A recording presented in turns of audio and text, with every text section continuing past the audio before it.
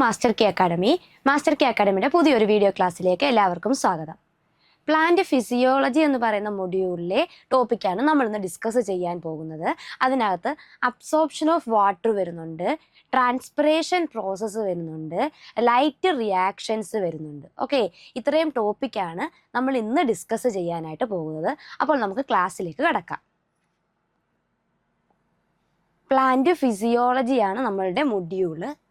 അതിൽ നമ്മൾ first discuss ചെയ്യുന്നത് അബ്സോർപ്ഷൻ ഓഫ് വാട്ടർ. വാട്ടറിൻ്റെ അബ്സോർപ്ഷൻ ആണ്, അല്ലെങ്കിൽ പ്ലാന്റ് എങ്ങനെയാണ് വാട്ടർ അബ്സോർബ് ചെയ്യുന്നത്, ആ ഒരു പ്രോസസ്സാണ് നമ്മൾ ഡിസ്കസ് ചെയ്യാൻ പോകുന്നത്.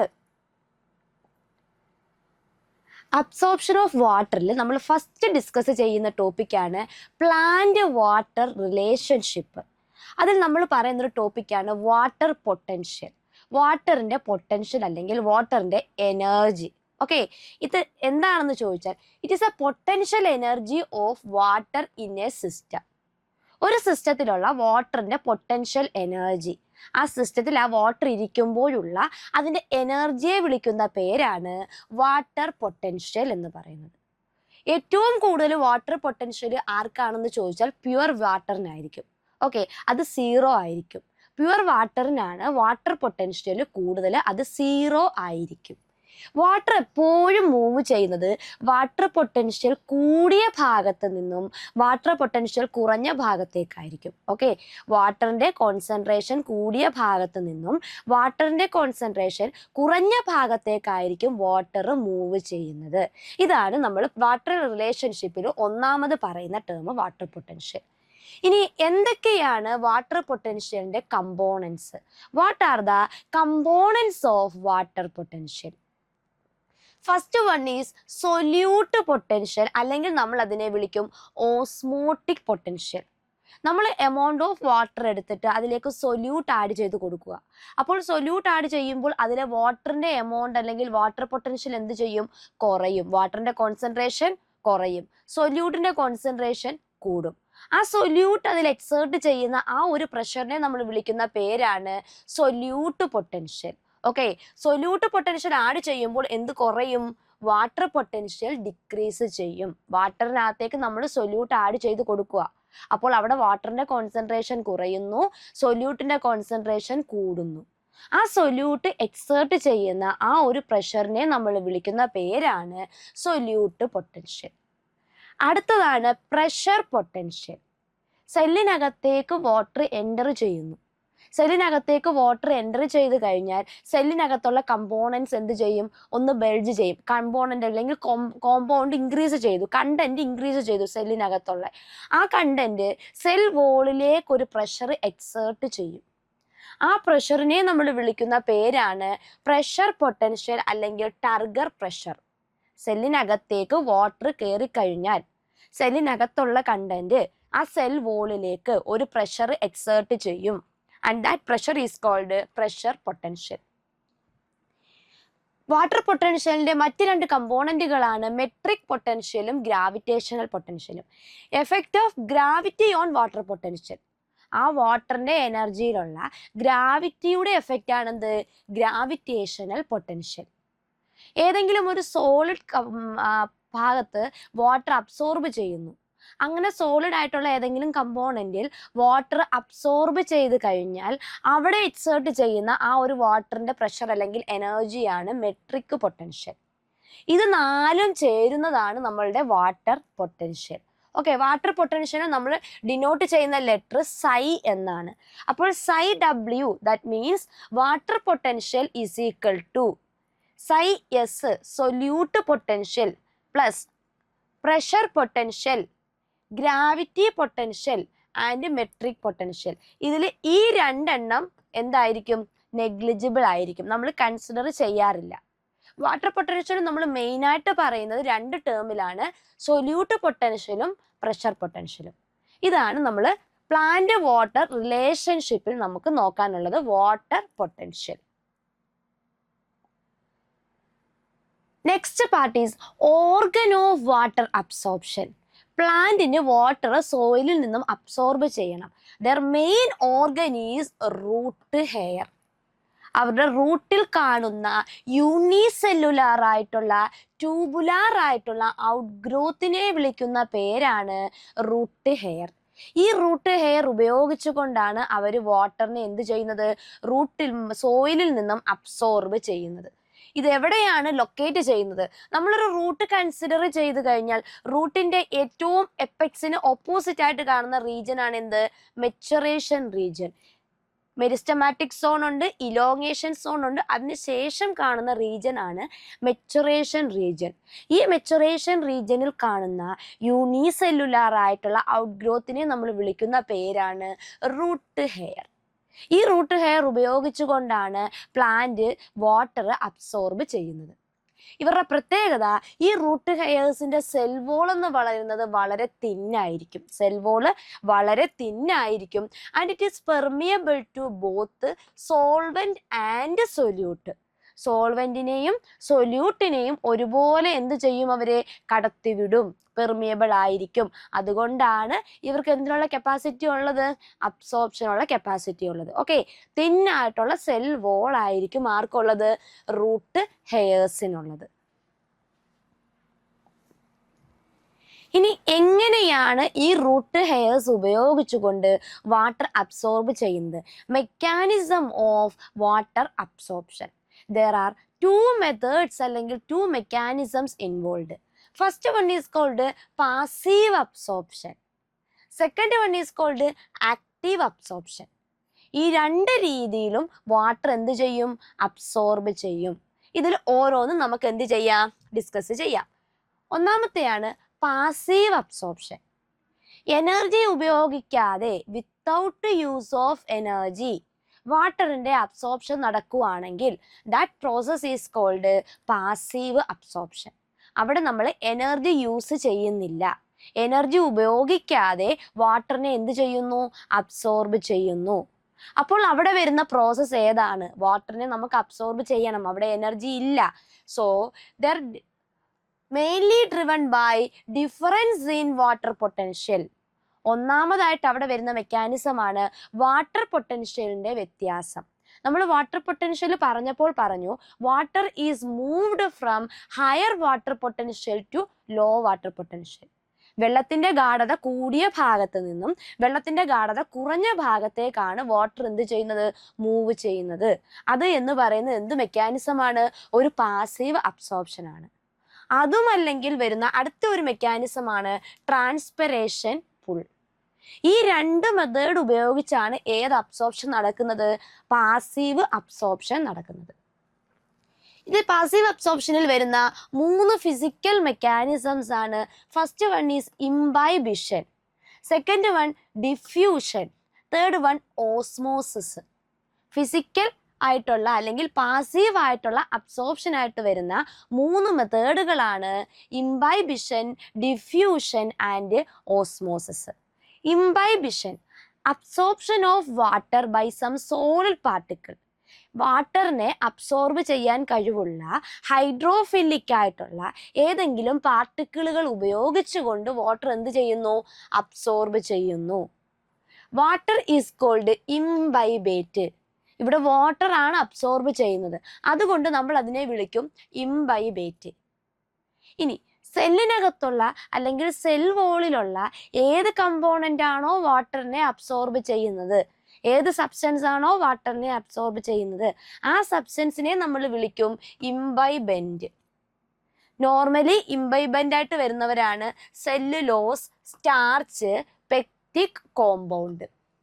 സെൽ വോളിലുള്ള സെല്ലുലോസ്, സ്റ്റാർച്ച്, പെക്റ്റിക് കോമ്പൗണ്ടുകളാണ് സാധാരണയായിട്ട് വാട്ടറിനെ ഇങ്ങനെ എന്ത് ചെയ്യുന്നത്, അബ്സോർബ് ചെയ്യാൻ സഹായിക്കുന്നത്.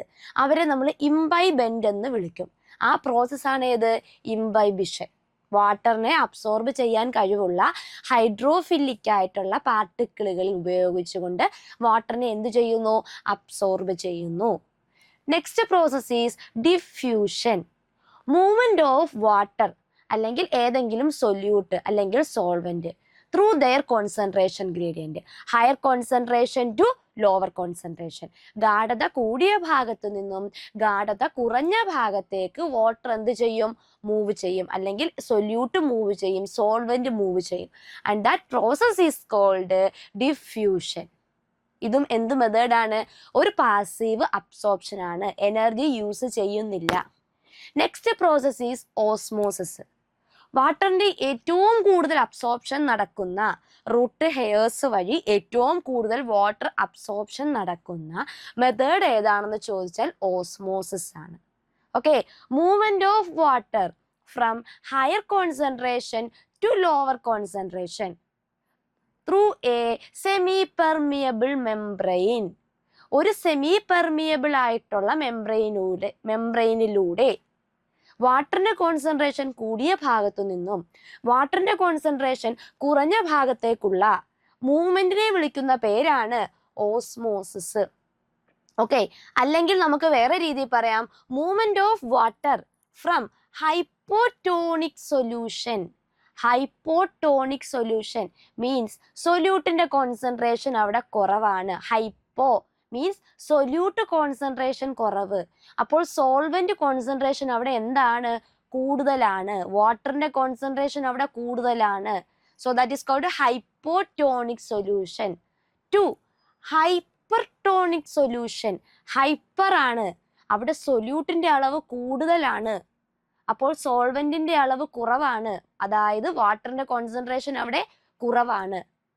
So water is moved from hypotonic solution to hypertonic solution through a membrane. ഒരു മെംബ്രെയിനിലൂടെ വാട്ടറിന്റെ ഈ മൂവ്മെന്റിനെ നമ്മൾ വിളിക്കുന്ന പേരാണ് ഓസ്മോസിസ്. ഓക്കെ, ഓസ്മോസിസ് രണ്ട് രീതിയിലാണ് നടക്കുന്നത്, exo osmosis and endo osmosis. Exo osmosis and endo osmosis. ഒന്നെങ്കിൽ വാട്ടർ സെല്ലിനകത്തേക്ക് കടക്കാം, അല്ലെങ്കിൽ വാട്ടർ സെല്ലിൽ നിന്ന് പുറത്തേക്ക് പോകാം. രണ്ട് മാർഗങ്ങളുണ്ട്. So movement of water from higher concentration to lower concentration. എവിടെയാണോ വാട്ടറിന്റെ കോൺസെൻട്രേഷൻ കൂടുതൽ അവിടെ നിന്നും കുറഞ്ഞിടത്തേക്ക് വാട്ടർ പോകും. അപ്പോൾ സെല്ലിനകത്താണ് കോൺസെൻട്രേഷൻ എങ്കിൽ എന്ത് സംഭവിക്കും? Water will enter out cell. സെല്ലിന് പുറത്താണ് കോൺസെൻട്രേഷൻ കൂടുതലെങ്കിൽ water will enter into the cell. Okay, based on these there are two ways of osmosis, exo osmosis and endo osmosis. Exo means പുറത്ത്, endo means അകത്ത്. Okay, നമ്മളൊരു സെല്ലിനെ എടുത്ത് ഒരു hypertonic സൊല്യൂഷനിൽ ഇടുകയാണ്. ഒരു സെല്ലിനെ എടുത്ത്, ഒരു ലിവിങ് സെല്ലിനെ നമ്മൾ ഒരു ഹൈപ്പർട്ടോണിക് സൊല്യൂഷനിൽ പ്ലേസ് ചെയ്യുകയാണ്. ഹൈപ്പർട്ടോണിക് എന്ന് പറഞ്ഞാൽ അവിടെ സൊല്യൂട്ടിന്റെ അളവ് കൂടുതലാണ്. സൊല്യൂട്ടിന്റെ അളവ് അവിടെ എന്താണ്? സൊല്യൂട്ടിന്റെ അളവ് അവിടെ കൂടുതലാണ്. സോൾവെന്റിന്റെ അളവ് അവിടെ കുറവാണ്. സോൾവെന്റിന്റെ അളവ് അവിടെ കുറവാണ്. Okay, so water concentration high inside the cell. അപ്പോൾ സ്വാഭാവികമായിട്ടും സെല്ലിന് അകത്ത് നോക്കിക്കഴിഞ്ഞാൽ പുറത്തുള്ളതിനേക്കാളും വാട്ടറിന്റെ അളവ് കൂടുതലാണ്. സെല്ല് കിടക്കുന്നത് ഒരു ഹൈപ്പർട്ടോണിക് സൊല്യൂഷനിലാണ്. അവിടെ സൊല്യൂട്ടാണ് കൂടുതൽ, സോൾവെന്റ് കുറവാണ്. അതുമായി നമ്മൾ കൺസിഡർ ചെയ്താൽ സെല്ലിന്റെ അകത്ത് വാട്ടറിന്റെ അളവ് കൂടുതലാണ്. So water will enter out of the cell. എന്ത് ചെയ്യും? സെല്ലിൽ നിന്നും വാട്ടർ എന്ത് ചെയ്യും? പുറത്തേക്ക് പോകും. അങ്ങനെ പുറത്തേക്ക് പോയി കഴിഞ്ഞാൽ സെല്ല് പതുക്കെ എന്ത് ചെയ്യും? ഷ്രിങ്ക് ചെയ്യും, ചുരുങ്ങും. അങ്ങനെ ചുരുങ്ങി ഇതിന്റെ പ്ലാസ്മോഡെസ്മേറ്റ് അല്ലെങ്കിൽ പ്ലാസ്മോ മെംബ്രെയിൻ ഒക്കെ എന്ത് ചെയ്യും? Detach from their cell wall. Okay, cell ഇങ്ങനെ ചുരുങ്ങി ചുരുങ്ങി അതിന്റെ ഏറ്റവും പുറമേയുള്ള പ്ലാസ്മ മെംബ്രെയിൻ എന്ത് ചെയ്യും? സെൽ വോളിൽ നിന്ന് പതുക്കെ അങ്ങ് വിട്ടുപോകും. And that process is called plasmolysis. അപ്പോൾ എക്സോ ഓസ്മോസിസ് നടന്ന് സെല്ലിൽ നിന്നും വാട്ടർ എന്ത് ചെയ്തു? പുറത്തേക്ക് പോയി. അങ്ങനെ വാട്ടർ കണ്ടന്റ് ഒക്കെ പോയി കഴിഞ്ഞാൽ സെല്ല് പതുക്കെ എന്ത് ചെയ്യും? ചുരുങ്ങും. അങ്ങനെ സെല്ല് ചുരുങ്ങിക്കഴിഞ്ഞാൽ എന്ത് സംഭവിക്കും? The plasma membrane is detached from their cell wall. Okay, and that process is called plasmolysis. അടുത്ത ഓസ്മോസിസ് ആണ് എൻഡോ ഓസ്മോസിസ്. ഈ കണ്ടീഷൻ നേരെ റിവേഴ്സ് ആകും. ഇവിടെ നമ്മൾ സെല്ലിനെ പ്ലേസ് ചെയ്തത് ഒരു ഹൈപ്പർടോണിക് സൊല്യൂഷനിലായിരുന്നു. പക്ഷേ എൻഡോഓസ്മോസിസിൽ നമ്മൾ സെല്ലിനെ പ്ലേസ് ചെയ്യാൻ പോകുന്നത് ഒരു ഹൈപ്പോട്ടോണിക് സൊല്യൂഷനിലാണ്. ഇവിടെ എന്താ പ്രത്യേകത? ഇവിടെ സൊല്യൂട്ടിന്റെ കോൺസെൻട്രേഷൻ എന്താണ്? കുറവാണ്. സോൾവെന്റിന്റെ കോൺസെൻട്രേഷൻ കൂടുതലാണ്. അതായത് വാട്ടറിന്റെ കോൺസെൻട്രേഷൻ ഇവിടെ കൂടുതലാണ്. അപ്പോൾ സെല്ലിനകത്ത് വാട്ടറിന്റെ കോൺസെൻട്രേഷൻ കുറവായിരിക്കും. സെല്ലിനെ ഔട്ട്സൈഡിനെ കമ്പയർ ചെയ്താൽ സെല്ലിന്റെ അകത്ത് വാട്ടറിന്റെ കോൺസെൻട്രേഷൻ കുറവായിരിക്കും. So water will enter into the cell. സെല്ലിനകത്തേക്ക് വാട്ടർ കടക്കും. അങ്ങനെ കടന്നു കഴിഞ്ഞാൽ സെല്ല് പതുക്കെ എന്ത് ചെയ്യും? ബൾജ് ചെയ്യും, സ്വെല്ല് ചെയ്യും. ഓക്കെ, അങ്ങനെ സെല്ലിന്റെ കണ്ടന്റുകളൊക്കെ എന്ത് ചെയ്തു?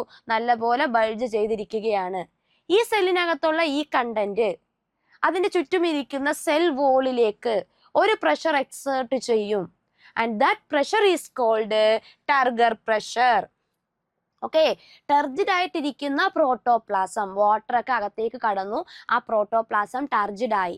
അങ്ങനെ ടർജിഡ് ആയിട്ടിരിക്കുന്ന പ്രോട്ടോപ്ലാസം ആ സെല്ലിന്റെ സെൽ വോളിലേക്ക് ഒരു പ്രഷർ എക്സേർട്ട് ചെയ്യും. ഇതാണ് നമ്മുടെ പ്രോട്ടോപ്ലാസം ടർജിഡ് ആയിട്ടിരിക്കുന്നത്. ഇത് ഈ സെൽ വോളിലേക്ക് ഒരു പ്രഷർ എക്സേർട്ട് ചെയ്യും. ഈ എക്സേർട്ട് ചെയ്യുന്ന പ്രഷറിനെ വിളിക്കുന്ന പേരാണ് ടർഗർ പ്രഷർ. അങ്ങനെ ഈ പ്രോട്ടോപ്ലാസം ഈ ടർഗർ പ്രഷർ കൊടുക്കുമ്പോൾ ഈ സെൽ വോള് ഇതിന് ഓപ്പോസിറ്റ് ആയിട്ട് ഒരു പ്രഷർ കൊടുക്കും. ആ പ്രഷറിനെ നമ്മൾ വിളിക്കും വോൾ പ്രഷർ. ടർഗർ പ്രഷറിന് ഓപ്പോസിറ്റ് ആയിട്ട് സെൽ വോൾ എക്സേർട്ട് ചെയ്യുന്ന പ്രഷറിനെ നമ്മൾ വിളിക്കുന്ന പേരാണ് വോൾ പ്രഷർ. ടർഗർ പ്രഷർ അപ്പോൾ ഏത് പ്രോസസ്സുമായി ബന്ധപ്പെട്ടിരിക്കുന്നു? എൻഡോഓസ്മോസിസ്. സെല്ലിനകത്തേക്ക് വാട്ടർ എൻ്റർ ചെയ്യുമ്പോൾ പ്രോട്ടോപ്ലാസം ബൾജ് ചെയ്യുന്നു. അങ്ങനെ ബൾജ് ചെയ്യുന്ന പ്രോട്ടോപ്ലാസം സെൽ വോളിലേക്ക് ഒരു പ്രഷർ കൊടുക്കുന്നു. ആ പ്രഷറിനെ നമ്മൾ വിളിച്ച പേരാണ് ടർഗർ പ്രഷർ. അങ്ങനെ സെൽ വോളിലേക്ക് പ്രഷർ കൊടുത്താൽ സെൽ വോള് തിരിച്ചൊരു പ്രഷർ കൊടുക്കുന്നു. അതിനെ നമ്മൾ വിളിക്കും വോൾ പ്രഷർ. ഇതാണ് ഓസ്മോസിസ്. ഈ 3 മെക്കാനിസമാണ് പാസീവ് അബ്സോർപ്ഷനുമായി ബന്ധപ്പെട്ട് നമുക്ക് നോക്കാനുള്ളത്. അടുത്തയാണ് ആക്റ്റീവ് അബ്സോർപ്ഷൻ. പാസീവ് അബ്സോർപ്ഷനിൽ നമ്മൾ എന്ത് ഉപയോഗിച്ചില്ല? എനർജി ഉപയോഗിച്ചില്ല എങ്കിൽ ആക്റ്റീവ് അബ്സോർപ്ഷൻ വരുമ്പോൾ അതൊരു എനർജി ഡിപ്പെൻഡന്റ് പ്രോസസ്സാണ്. എനർജി ഉപയോഗിച്ചുകൊണ്ടാണ് അബ്സോർപ്ഷൻ നടത്തുന്നതെങ്കിൽ നമ്മൾ അതിനെ വിളിക്കും ആക്റ്റീവ് അബ്സോർപ്ഷൻ. ഇനി ഇതിന്റെ പ്രത്യേകത, പാസീവ് അബ്സോർപ്ഷനിൽ higher concentration to lower concentration ആയിരുന്നു. ഹയർ കോൺസെൻട്രേഷൻ ടു ലോവർ, അങ്ങനെയാണ് എന്ത് പോകുന്നത്? വാട്ടർ മൂവ് ചെയ്യുന്നത്, അല്ലെങ്കിൽ നമ്മൾ ആ ഒരു മെക്കാനിസം പറഞ്ഞത്. പക്ഷെ ആക്റ്റീവ് അബ്സോർപ്ഷൻ അങ്ങനെയല്ല. Low concentration to high concentration, against the concentration ഗ്രേഡിയന്റിലായിരിക്കും എന്ത് പോകുന്നത്? വാട്ടർ മൂവ് ചെയ്യുന്നത്. Low concentration to higher concentration. Next, occurs when rate of transpiration is low. Okay, അതായത് അവിടെ വാട്ടറിന്റെ അളവ് കൂടുതൽ ഉണ്ടായിരിക്കണം. ട്രാൻസ്പിറേഷൻ നടന്നു കഴിഞ്ഞാൽ സെല്ലിലുള്ള വാട്ടറിന്റെ അളവ് കുറയും. അപ്പോൾ ട്രാൻസ്പിറേഷൻ റേറ്റ് കുറയുന്ന സമയത്തായിരിക്കണം ആക്റ്റീവ് അബ്സോർപ്ഷൻ നല്ല രീതിയിൽ നടക്കുന്നത്. പ്രധാനമായും നടക്കുന്നത് by the activity of root and root hairs. റൂട്ടിൻ്റെയും റൂട്ട് ഹെയർസിൻ്റെയും ആക്ടിവിറ്റി വഴിയാണ് ആക്റ്റീവ് അബ്സോർപ്ഷൻ മെയിനായിട്ടും നടക്കുന്നത്. ഇതാണ് പാസീവ് വാട്ടർ അബ്സോർപ്ഷനും ആക്റ്റീവ് വാട്ടർ അബ്സോർപ്ഷനും. Next, the movement of water from root cell to xylem. Root cell water absorb ചെയ്തു. ഈ വാട്ടറിനെ നമുക്കിനി എന്ത് ചെയ്യണം? ആ പ്ലാന്റിന്റെ എല്ലാ ഭാഗത്തേക്കും കൊണ്ടുപോകണം. വാട്ടറിനെ കൊണ്ടുപോകുന്ന കണ്ടക്ടിങ് സ്ട്രാൻഡുകളാണ് സൈലം. ഈ സൈലത്തിലേക്ക് വാട്ടർ എൻ്റർ ചെയ്യണം. ഈ സൈലത്തിലൂടെ സഞ്ചരിച്ച് വേണം, അല്ലെങ്കിൽ സൈലത്തിലേക്ക് എത്തണം വാട്ടർ. എന്നിട്ട് വേണം നമ്മുടെ ഫോട്ടോസിന്തസിസ് നടത്തുന്ന ലീഫ് പാർട്ടിലേക്കൊക്കെ ഈ വാട്ടർ എത്തിക്കാൻ. ഓക്കെ, ഇവിടെ 2 പാത്വേ ആണ് ഇൻവോൾവ് ആകുന്നത്. വാട്ടറിന്റെ ഈ ഒരു മൂവ്മെന്റിൽ, സൈലത്തിലേക്കുള്ള ഈ ഒരു മൂവ്മെന്റിൽ 2 പാത്വേ ആണ് നമുക്ക് നോക്കാനുള്ളത്. First one is apoplast pathway, second one is symplast pathway. എന്താണ് അപ്പോപ്ലാസ്റ്റ് പാത്വേ? നമ്മുടെ സെല്ലിനകത്തുള്ള സെല്ലിന്റെ സെൽ വോള് നോൺ ലിവിങ് ആയിട്ടുള്ള സെൽ വോളിന്റെ കമ്പോണന്റുകൾ അല്ലെങ്കിൽ സെല്ലുകൾക്കിടയിൽ വരുന്ന ചില സ്പേസുകൾ, ആ സ്പേസിലൂടെയാണ് വാട്ടർ മൂവ് ചെയ്യുന്നതെങ്കിൽ നമ്മൾ അതിനെ വിളിക്കും അപ്പോപ്ലാസ്റ്റ് പാത്വേ. ഈ ഒരു പിക്ചറിനകത്ത് നോക്കിക്കഴിഞ്ഞാൽ കാണാൻ പറ്റും, ദാണ്ടേ ഇതൊരു സെല്ലാണ്. സെല്ലിന്റെ അല്ലെങ്കിൽ നമ്മുടെ സ്റ്റെമ്മിന്റെ ഒരു സ്ട്രക്ചറാണ് ഈ വരച്ചിരിക്കുന്നത്. എപ്പിഡെർമിസ് ഉണ്ട്, കോർട്ടെക്സ് ഉണ്ട്, എൻഡോഡെർമിസ് ഉണ്ട്, പെരിസൈക്കിൾ. ഇത് കഴിഞ്ഞിട്ടാണ് എവിടെ എത്തേണ്ടത്? സൈലത്തിലേക്ക് എത്തേണ്ടത്. ഓക്കെ, അപ്പൊ നമ്മുടെ റൂട്ടിന്റെ ഇവിടുന്ന് അബ്സോർബ് ചെയ്യുകയാണ്. അബ്സോർബ് ചെയ്തു, ഇനി നമുക്ക് ഇങ്ങോട്ട് കടക്കുകയാണ്. എപ്പിഡെർമിസ് കഴിഞ്ഞ് കോർട്ടെക്സ് ഉണ്ട്. അനാട്ടമി നോക്കിക്കഴിഞ്ഞാൽ കോർട്ടെക്സ് റീജിയൻ ഉണ്ട്, എൻഡോഡെർമിസ് ഉണ്ട്, പെരിസൈക്കിൾ ഉണ്ട്, സൈലം ഉണ്ട്. ഇത്രയും കടന്ന് വേണം സൈലത്തിലേക്ക് എത്താൻ. സൈലത്തിലേക്ക് എത്തുമ്പോഴാണ് സൈലം ഈ വാട്ടറിനെ എവിടെ കൊണ്ടുപോകുന്നത്? ലീഫിലേക്ക് എത്തിക്കുന്നത്. ഇതില് ഈ സെല്ലിൻ്റെതായ ഈ സെൽ വോൾ ഭാഗത്തൂടെ, ഈ സെൽ വോളിലൂടെ ആണ് വാട്ടർ ഇങ്ങനെ മൂവ് ചെയ്യുന്നത്. ഈ മൂവ്മെന്റിനെ നമ്മൾ വിളിക്കുന്ന പേരാണ് അപ്പോപ്ലാസ്റ്റ് പാത്വേ. ഈ അപ്പോപ്ലാസ്റ്റ് പാത്വേക്ക് ഒരു പ്രോബ്ലം ഉണ്ട്. നമ്മുടെ എൻഡോഡെർമിസ് റീജിയനിലേക്ക് വരുമ്പോൾ എൻഡോഡെർമിസ് റീജിയനിന്റെ സെൽ വോളിൽ നമുക്ക് സ്യൂബറിൻ പോലെയുള്ള ചില ടിഷ്യൂവിന്റെ ഡെപ്പോസിഷൻ കാണാൻ പറ്റും. അതിനെ നമ്മൾ വിളിക്കുന്ന പേരാണ് കാസ്പേരിയൻ സ്ട്രിപ്സ്. ഈ കാസ്പേരിയൻ സ്ട്രിപ്സ് എന്ന് പറയുന്ന ഈ തിക്കനിങ് ഉള്ളത് കൊണ്ട് ഇവിടെ വരുമ്പോഴത്തേക്ക് ഈ അപ്പോപ്ലാസ്റ്റ് പാത്വേയിൽ ഇവർക്ക് പോകാൻ പറ്റത്തില്ല. കാര്യം അവിടെ സെൽ വോള് തിക്കാണ്. നെക്സ്റ്റ് പാത്വേ ആണ് സിംബ്ലാസ്റ്റ് പാത്വേ. സെൽ വോൾ അല്ല വരുന്നത്, ഈ സെല്ലിനകത്തുള്ള ഡയറക്റ്റ് സൈറ്റോപ്ലാസത്തിലൂടെ വാട്ടർ മൂവ് ചെയ്യുകയാണ്. അതിനെ നമ്മൾ വിളിക്കുന്ന പേരാണ് സിംപ്ലാസ്റ്റ് പാത്വേ. രണ്ട് അടുത്തടുത്തിരിക്കുന്ന സെല്ലുകളെ തമ്മിൽ ബന്ധിപ്പിക്കുന്ന ചാനലുകളെ നമ്മൾ വിളിക്കുന്ന പേരാണ് പ്ലാസ്മോഡെസ്മേറ്റ. ഈ പ്ലാസ്മോഡെസ്മേറ്റ എന്ന് പറയുന്ന ഈ ചാനലിലൂടെ വാട്ടർ ഇങ്ങനെ മൂവ് ചെയ്യുകയാണ്. ആ മൂവ്മെന്റിനെ നമ്മൾ വിളിക്കുന്ന പേരാണ് സിംപ്ലാസ്റ്റ്. അപ്പോൾ നമ്മൾ നേരത്തെ പറഞ്ഞ ഈ കാസ്പേരിയൻ സ്ട്രിപ്സ് എത്തുമ്പോൾ അവിടെ പ്രധാനമായും നടക്കുന്ന പാത്വേ ഏതായിരിക്കും? സിംപ്ലാസ്റ്റ് ആയിരിക്കും. അവർക്ക് അപ്പോപ്ലാസ്റ്റ് പാത്വേ ഫോളോ ചെയ്യാൻ പറ്റത്തില്ല. കാര്യം ആ സെൽ വോളിൽ എന്തുണ്ട്? കാസ്പേരിയൻ തിക്കനിങ് ഉണ്ട്. അപ്പോൾ അവർ ഏത് പാത്വേ ഫോളോ ചെയ്യും? സിംപ്ലാസ്റ്റ് പാത്വേ ആയിരിക്കും ഫോളോ ചെയ്യുന്നത്. ഈ രണ്ട് പാത്വേ ഉപയോഗിച്ചുകൊണ്ടാണ് ഈ റൂട്ട് വഴി അബ്സോർബ് ചെയ്തെടുക്കുന്ന വാട്ടർ എവിടേക്ക് എൻട്രി ചെയ്യുന്നത്? സൈലത്തിലേക്ക് എൻട്രി ചെയ്യുന്നത്. സൈലത്തിലൂടെ വേണം ഇനി വാട്ടർ എവിടെ എത്താൻ? ലീഫിലെത്താൻ. ലീഫിലാണ് ഫോട്ടോ സിന്തസിസ് കണ്ടക്ട് ചെയ്യുന്നത്. നെക്സ്റ്റ് നമുക്ക് പഠിക്കാനുള്ളൊരു പ്രോസസ്സാണ് ട്രാൻസ്പിറേഷൻ. നമ്മൾ പാസീവ് അബ്സോർപ്ഷൻ പറഞ്ഞപ്പോൾ നമ്മൾ അവിടെ പറഞ്ഞു എനർജി ഒന്നും യൂസ് ചെയ്യുന്നില്ല. പക്ഷേ അവിടെ രണ്ട് പ്രോസസ്സുകൾ അവർ ഉപയോഗിക്കുന്നുണ്ട്. ഒന്ന് വാട്ടർ പൊട്ടൻഷ്യലിന്റെ ഡിഫറൻസ്, രണ്ടാമത്തെയാണ് ട്രാൻസ്പിറേഷൻ പുള്ള്. ഈ രണ്ട് മെത്തേഡ് ഉപയോഗിച്ചുകൊണ്ടാണ് വാട്ടറിനെ അവർ എന്ത് ചെയ്യുന്നത്? റൂട്ട് ഹെയർസ് ഉപയോഗിച്ച് അബ്സോർബ് ചെയ്യുന്നത്. അതിൽ ഈ ട്രാൻസ്പിറേഷൻ പുള്ള് പറയുന്നതിന് മുമ്പ് നമുക്ക് ഏത് ടേം പറയണം? ട്രാൻസ്പിറേഷൻ പറയണം. എന്താണ് ട്രാൻസ്പിറേഷൻ? വാട്ടറിനെ റൂട്ട്സ് അബ്സോർബ് ചെയ്യുന്നു. ഈ അബ്സോർബ് ചെയ്തെടുത്ത വാട്ടർ ലീഫിലെത്തുന്നു. ഇങ്ങനെ എത്തുന്ന വാട്ടറിന്റെ ഒരു കുറച്ച് ശതമാനം മാത്രമേ അവർ ഫോട്ടോസിന്തസിസിന് വേണ്ടി ഉപയോഗിക്കുന്നുള്ളൂ. ബാക്കി എന്ത് ചെയ്യുകയാണ്? ഇവാപ്പറേറ്റ് ചെയ്തു പോവുകയാണ്. അങ്ങനെ വാട്ടർ ഈ അൺഇഞ്ചേർഡ് ആയിട്ടുള്ള ഏരിയകളിൽ നിന്നും ഇവാപ്പറേറ്റ് ചെയ്തു പോകുന്ന പ്രോസസ്സിനെ വിളിക്കുന്ന പേരാണ് transpiration. Loss of vaporised water, തുള്ളികളായിട്ടല്ല, ഗേഷ്യസ് ആയിട്ടാണ് വാട്ടർ പോകുന്നത്. Okay, vaporised water from uninjured aerial part. Injury ഒന്നും ഇല്ലാത്ത ഡയറക്റ്റ് ആയിട്ടുള്ള ഏരിയൽ പാർട്ട്, ലീഫോ സ്റ്റെമ്മ് പോലെയുള്ള ഏരിയൽ പാർട്ടിൽ നിന്നും ഈ വാട്ടർ റിമൂവ് ആകുന്ന ആ ഒരു പ്രോസസ്സിനെ വിളിക്കുന്ന പേരാണ് ട്രാൻസ്പിറേഷൻ. ട്രാൻസ്പിറേഷനെ നമുക്ക് പ്രധാനമായും മൂന്നായി ക്ലാസിഫൈ ചെയ്യാം.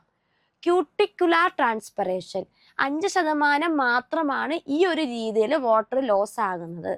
ക്യൂട്ടിക്കിൾ ഉപയോഗിച്ചുകൊണ്ട് എപ്പിഡെർമിസിന്റെ ഏറ്റവും പുറമേ കാണുന്ന ലെയർ ആണ് എപ്പിഡെർമിസ്.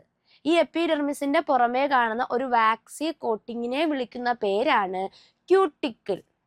ഈ ക്യൂട്ടിക്കിൾ ഉപയോഗിച്ചുകൊണ്ടാണ് വാട്ടർ ഇങ്ങനെ ലോസ് ആവുന്നതെങ്കിൽ നമ്മൾ അതിനെ വിളിക്കും ക്യൂട്ടിക്കുലാർ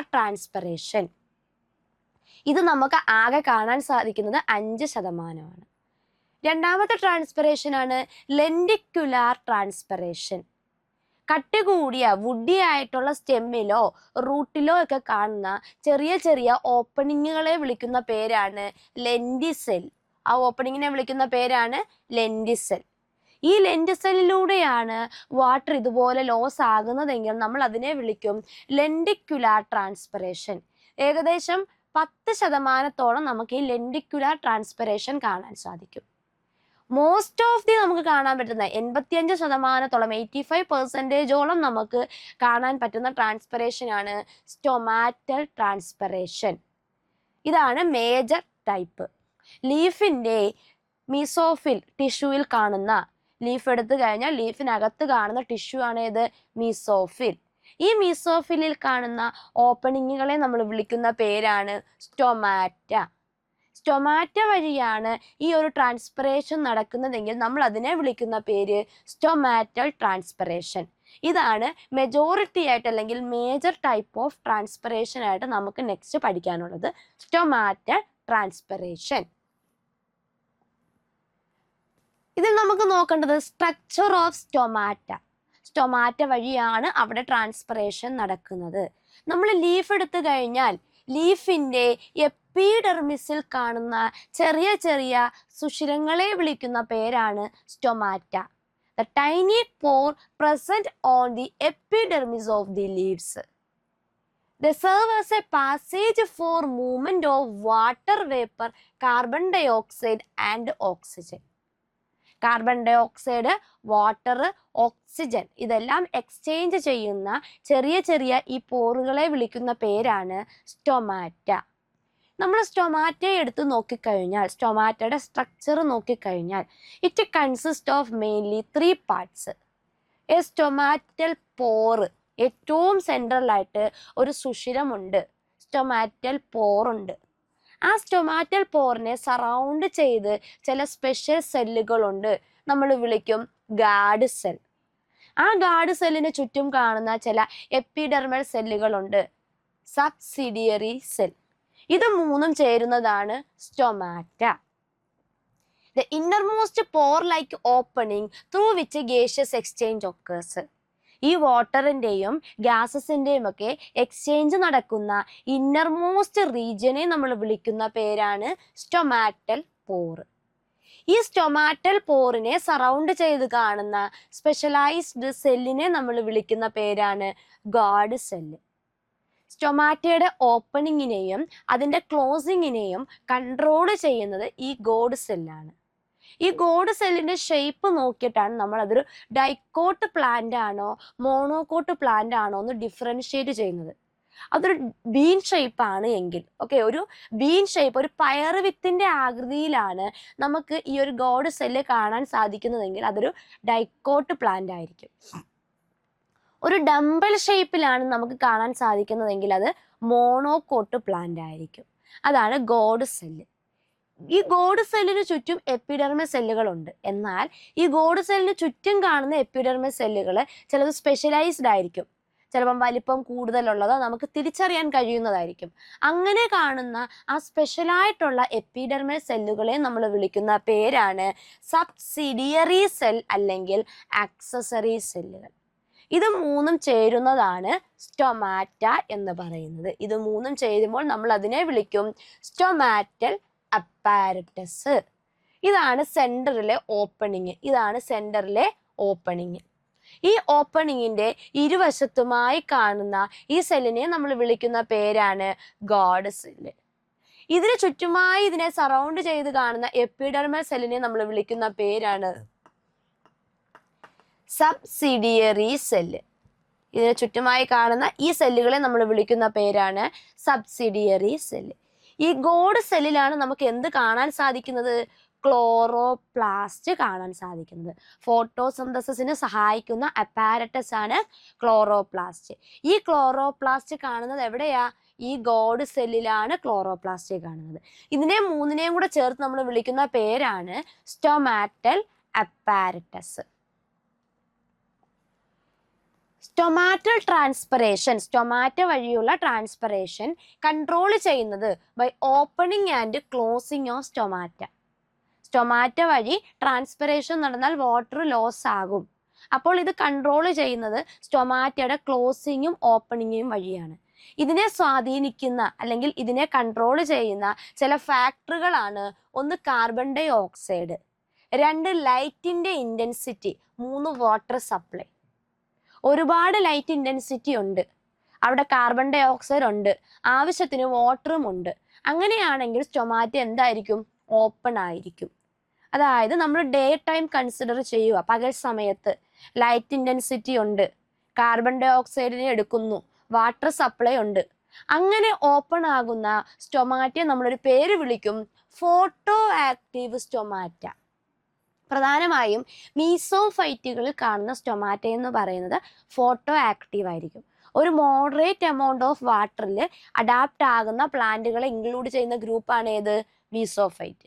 ഈ മീസോഫൈറ്റുകളിൽ കാണുന്ന സ്റ്റൊമാറ്റ ഫോട്ടോ ആക്റ്റീവ് സ്റ്റൊമാറ്റ ആയിരിക്കും. Open day time, closed night time. പകൽ സമയത്ത് സ്റ്റൊമാറ്റ തുറക്കുന്നു, രാത്രി ആകുമ്പോൾ സ്റ്റൊമാറ്റ എന്ത് ചെയ്യുന്നു? അടയുന്നു. ഇങ്ങനെയുള്ള സ്റ്റൊമാറ്റ നമ്മൾ വിളിക്കുന്ന പേരാണ് ഫോട്ടോ ആക്റ്റീവ് സ്റ്റൊമാറ്റ. എന്നാൽ ചില സിറോഫൈറ്റുകൾ എടുത്തു കഴിഞ്ഞാൽ അവർക്ക് വാട്ടർ ലോസ് ആകാൻ പാടില്ല, അവർക്ക് വാട്ടർ കൺസർവ് ചെയ്യണം. അപ്പോൾ പകൽ സമയത്ത് ഒരുപാട് ലൈറ്റ് ഇൻറ്റൻസിറ്റി ഉള്ളപ്പോൾ അവർ സ്റ്റൊമാറ്റ തുറന്ന് വെച്ച് കഴിഞ്ഞാൽ വാട്ടർ എന്ത് ചെയ്യും? ലോസ് ആയി പോകും. അതവർക്ക് പ്രിവെൻറ്റ് ചെയ്യണം. അതിനുവേണ്ടി അവരെന്ത് ചെയ്യും? പകൽ സമയത്ത് അവരുടെ സ്റ്റൊമാറ്റ അടച്ചു വെക്കും, നൈറ്റ് ആവുമ്പോൾ സ്റ്റൊമാറ്റ തുറക്കും. അങ്ങനെ അവർക്ക് എന്ത് ചെയ്യാം? വാട്ടറിനെ പരമാവധി കൺസർവ് ചെയ്യാം. അങ്ങനെയുള്ള സ്റ്റൊമാറ്റയെ നമ്മൾ വിളിക്കുന്ന പേരാണ് സ്കോട്ടോ ആക്റ്റീവ് സ്റ്റൊമാറ്റ. അപ്പോൾ സ്റ്റൊമാറ്റയുടെ ഓപ്പണിങ്ങിൻ്റെയും ക്ലോസിങ്ങിൻ്റെയും ബേസിസിൽ നമുക്ക് സ്റ്റൊമാറ്റ രണ്ടായി ക്ലാസിഫൈ ചെയ്യാം. പകൽ സമയത്ത് തുറക്കുന്ന സ്റ്റൊമാറ്റയാണെങ്കിൽ അത് ഫോട്ടോ ആക്റ്റീവ് സ്റ്റൊമാറ്റ എന്നും, രാത്രി സമയത്ത് തുറക്കുന്ന സ്റ്റൊമാറ്റ ആണെങ്കിൽ നമ്മൾ അതിനെ സ്കോട്ടോ ആക്റ്റീവ് സ്റ്റൊമാറ്റ എന്നും പറയും. സെറോഫൈറ്റുകളിൽ കാണുന്ന സ്റ്റൊമാറ്റ ഏത് ടൈപ്പാണ്? സ്കോട്ടോ ആക്റ്റീവ് ആയിരിക്കും. മീസോഫൈറ്റുകളിൽ കാണുന്ന സ്റ്റൊമാറ്റ ഫോട്ടോ ആക്റ്റീവ് സ്റ്റൊമാറ്റ ആയിരിക്കും. ഇതാണ് സ്റ്റൊമാറ്റയുടെ ഒരു ക്ലാസിഫിക്കേഷൻ. അടുത്ത രീതിയിൽ നമുക്ക് സ്റ്റൊമാറ്റ എന്ത് ചെയ്യാം? ക്ലാസിഫൈ ചെയ്യാം. Based on the subsidiary cell. Guard സെല്ലിന് ചുറ്റും കാണുന്ന സബ്സിഡിയറി സെല്ലിൻ്റെ അറേഞ്ച്മെൻറ്റിൻ്റെയോ അല്ലെങ്കിൽ അതിൻ്റെ ഷേപ്പിൻ്റെയൊക്കെ ബേസിസിൽ നമ്മൾ 4 രീതിയിൽ സ്റ്റൊമാറ്റയെ ക്ലാസിഫൈ ചെയ്യുന്നു. ടൈപ്പ് എ അനമോസൈറ്റിക് സ്റ്റൊമാറ്റ അല്ലെങ്കിൽ ranunculaceous type stomata. Type B anisocytic type അല്ലെങ്കിൽ ക്രൂസിഫറസ് ടൈപ്പ്. ഇതെന്ന് പറഞ്ഞാൽ ഈ ടൈപ്പ് കാണുന്ന ഫാമിലികളുടെ പേരിലാണ് നമ്മളിത് കൊടുക്കുന്നത്. റാനിൻകുലേഷ്യസ് എന്ന് പറയുന്ന ഫാമിലിയിലെ കോമൺ ആയിട്ട് കാണുന്ന സ്റ്റൊമാറ്റയാണ് അനമോസൈറ്റിക്. ക്രൂസിഫറസ് എന്ന് പറയുന്ന ഫാമിലിയിൽ കോമൺ ആയിട്ട് കാണുന്ന സ്റ്റൊമാറ്റയാണ് അനൈസോസൈറ്റിക് സ്റ്റൊമാറ്റ. അടുത്തതാണ് type C paracytic type, rubiaceous type. Type D diacytic അല്ലെങ്കിൽ കാരിയോഫിലേഷ്യസ് ടൈപ്പ്.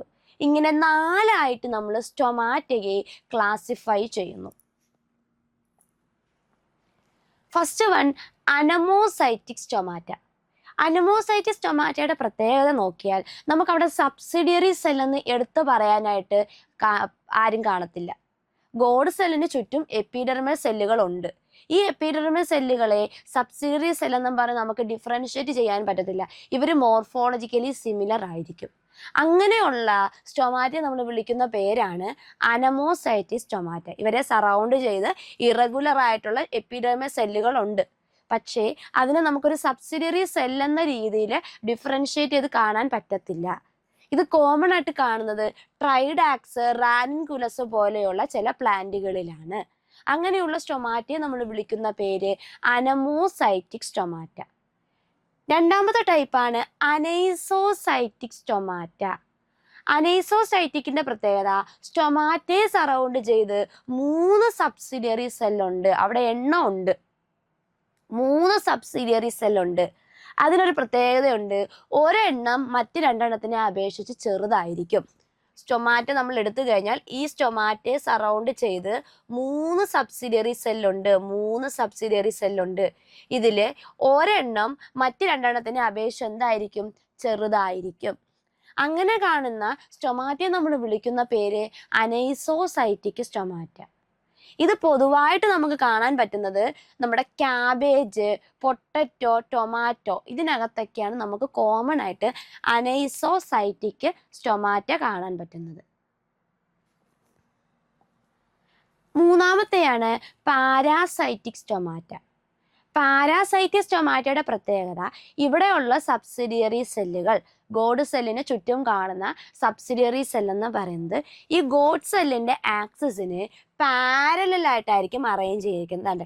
ഇതാണ് നമ്മുടെ ഗോഡ് സെൽസ്. ഈ ഗാർഡ് സെല്ലിന്റെ ആക്സിസിന് ഇതാണ് പാരലൽ. ഇങ്ങനെയായിരിക്കും സബ്സിഡിയറി സെൽ അറേഞ്ച് ചെയ്തിരിക്കുന്നത്. ഇതിനെ നമ്മൾ വിളിക്കുന്ന പേരാണ് പാരാസൈറ്റിക് സ്റ്റൊമാറ്റ. നമ്മുടെ തെറ്റിയുടെ ഫാമിലിയാണ് റൂബിയേസി.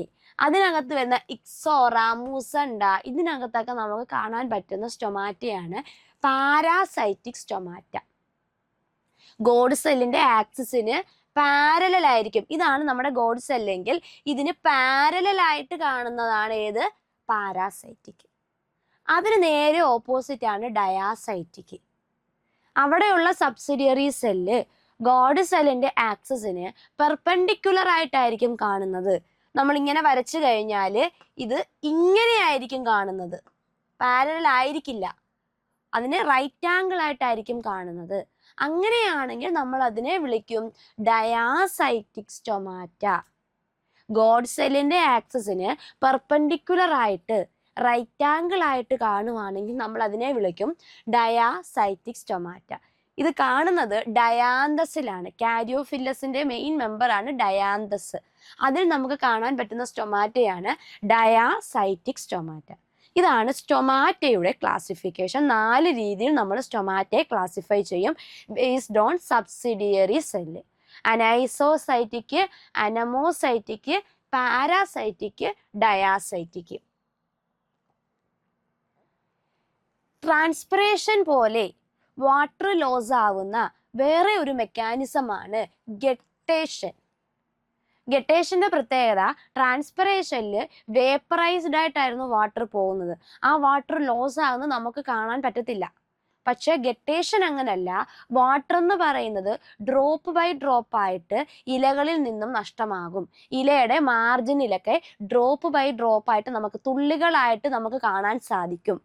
അങ്ങനെ വാട്ടർ ലോസ് ആകുന്ന ആ ഒരു മെക്കാനിസത്തിനെ നമ്മൾ വിളിക്കുന്ന പേരാണ് ഗട്ടേഷൻ.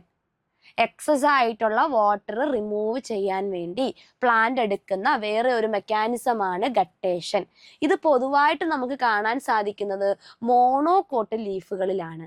പുല്ലുവർഗത്തിൽപ്പെട്ട ചില സസ്യങ്ങളൊക്കെ നമ്മൾ പകൽ സമയത്ത് ഏറ്റവും വെളുപ്പിനെയൊക്കെ പോയി നോക്കിക്കഴിഞ്ഞാൽ ഈ പുല്ലുവർഗത്തിൽപ്പെട്ട സസ്യങ്ങളുടെ ഇലകളുടെയൊക്കെ അറ്റത്ത് ഇലത്തുള്ളികൾ, ജലത്തുള്ളികളൊക്കെ ഇങ്ങനെ വന്ന് നിൽക്കുന്നത് കാണാം. ഈ പ്രോസസ്സിനെ നമ്മൾ വിളിക്കുന്ന പേരാണ് ഗട്ടേഷൻ. ഇതിനിവരെ സഹായിക്കുന്ന ഈ ഇലകളുടെയൊക്കെ മാർജിനിൽ കാണുന്ന ചെറിയ ചെറിയ ചില സുഷിരങ്ങളുണ്ട്. ഇതിനെ നമ്മൾ വിളിക്കുന്ന പേര് ഹൈഡത്തോട്. അപ്പോൾ ഹൈഡത്തോട് വഴിയാണ് ഗട്ടേഷൻ എന്ന് പറയുന്ന പ്രോസസ്സ് നടക്കുന്നത്.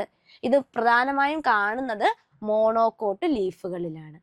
ഇതാണ് ഗട്ടേഷൻ ആൻഡ് ട്രാൻസ്പിറേഷൻ.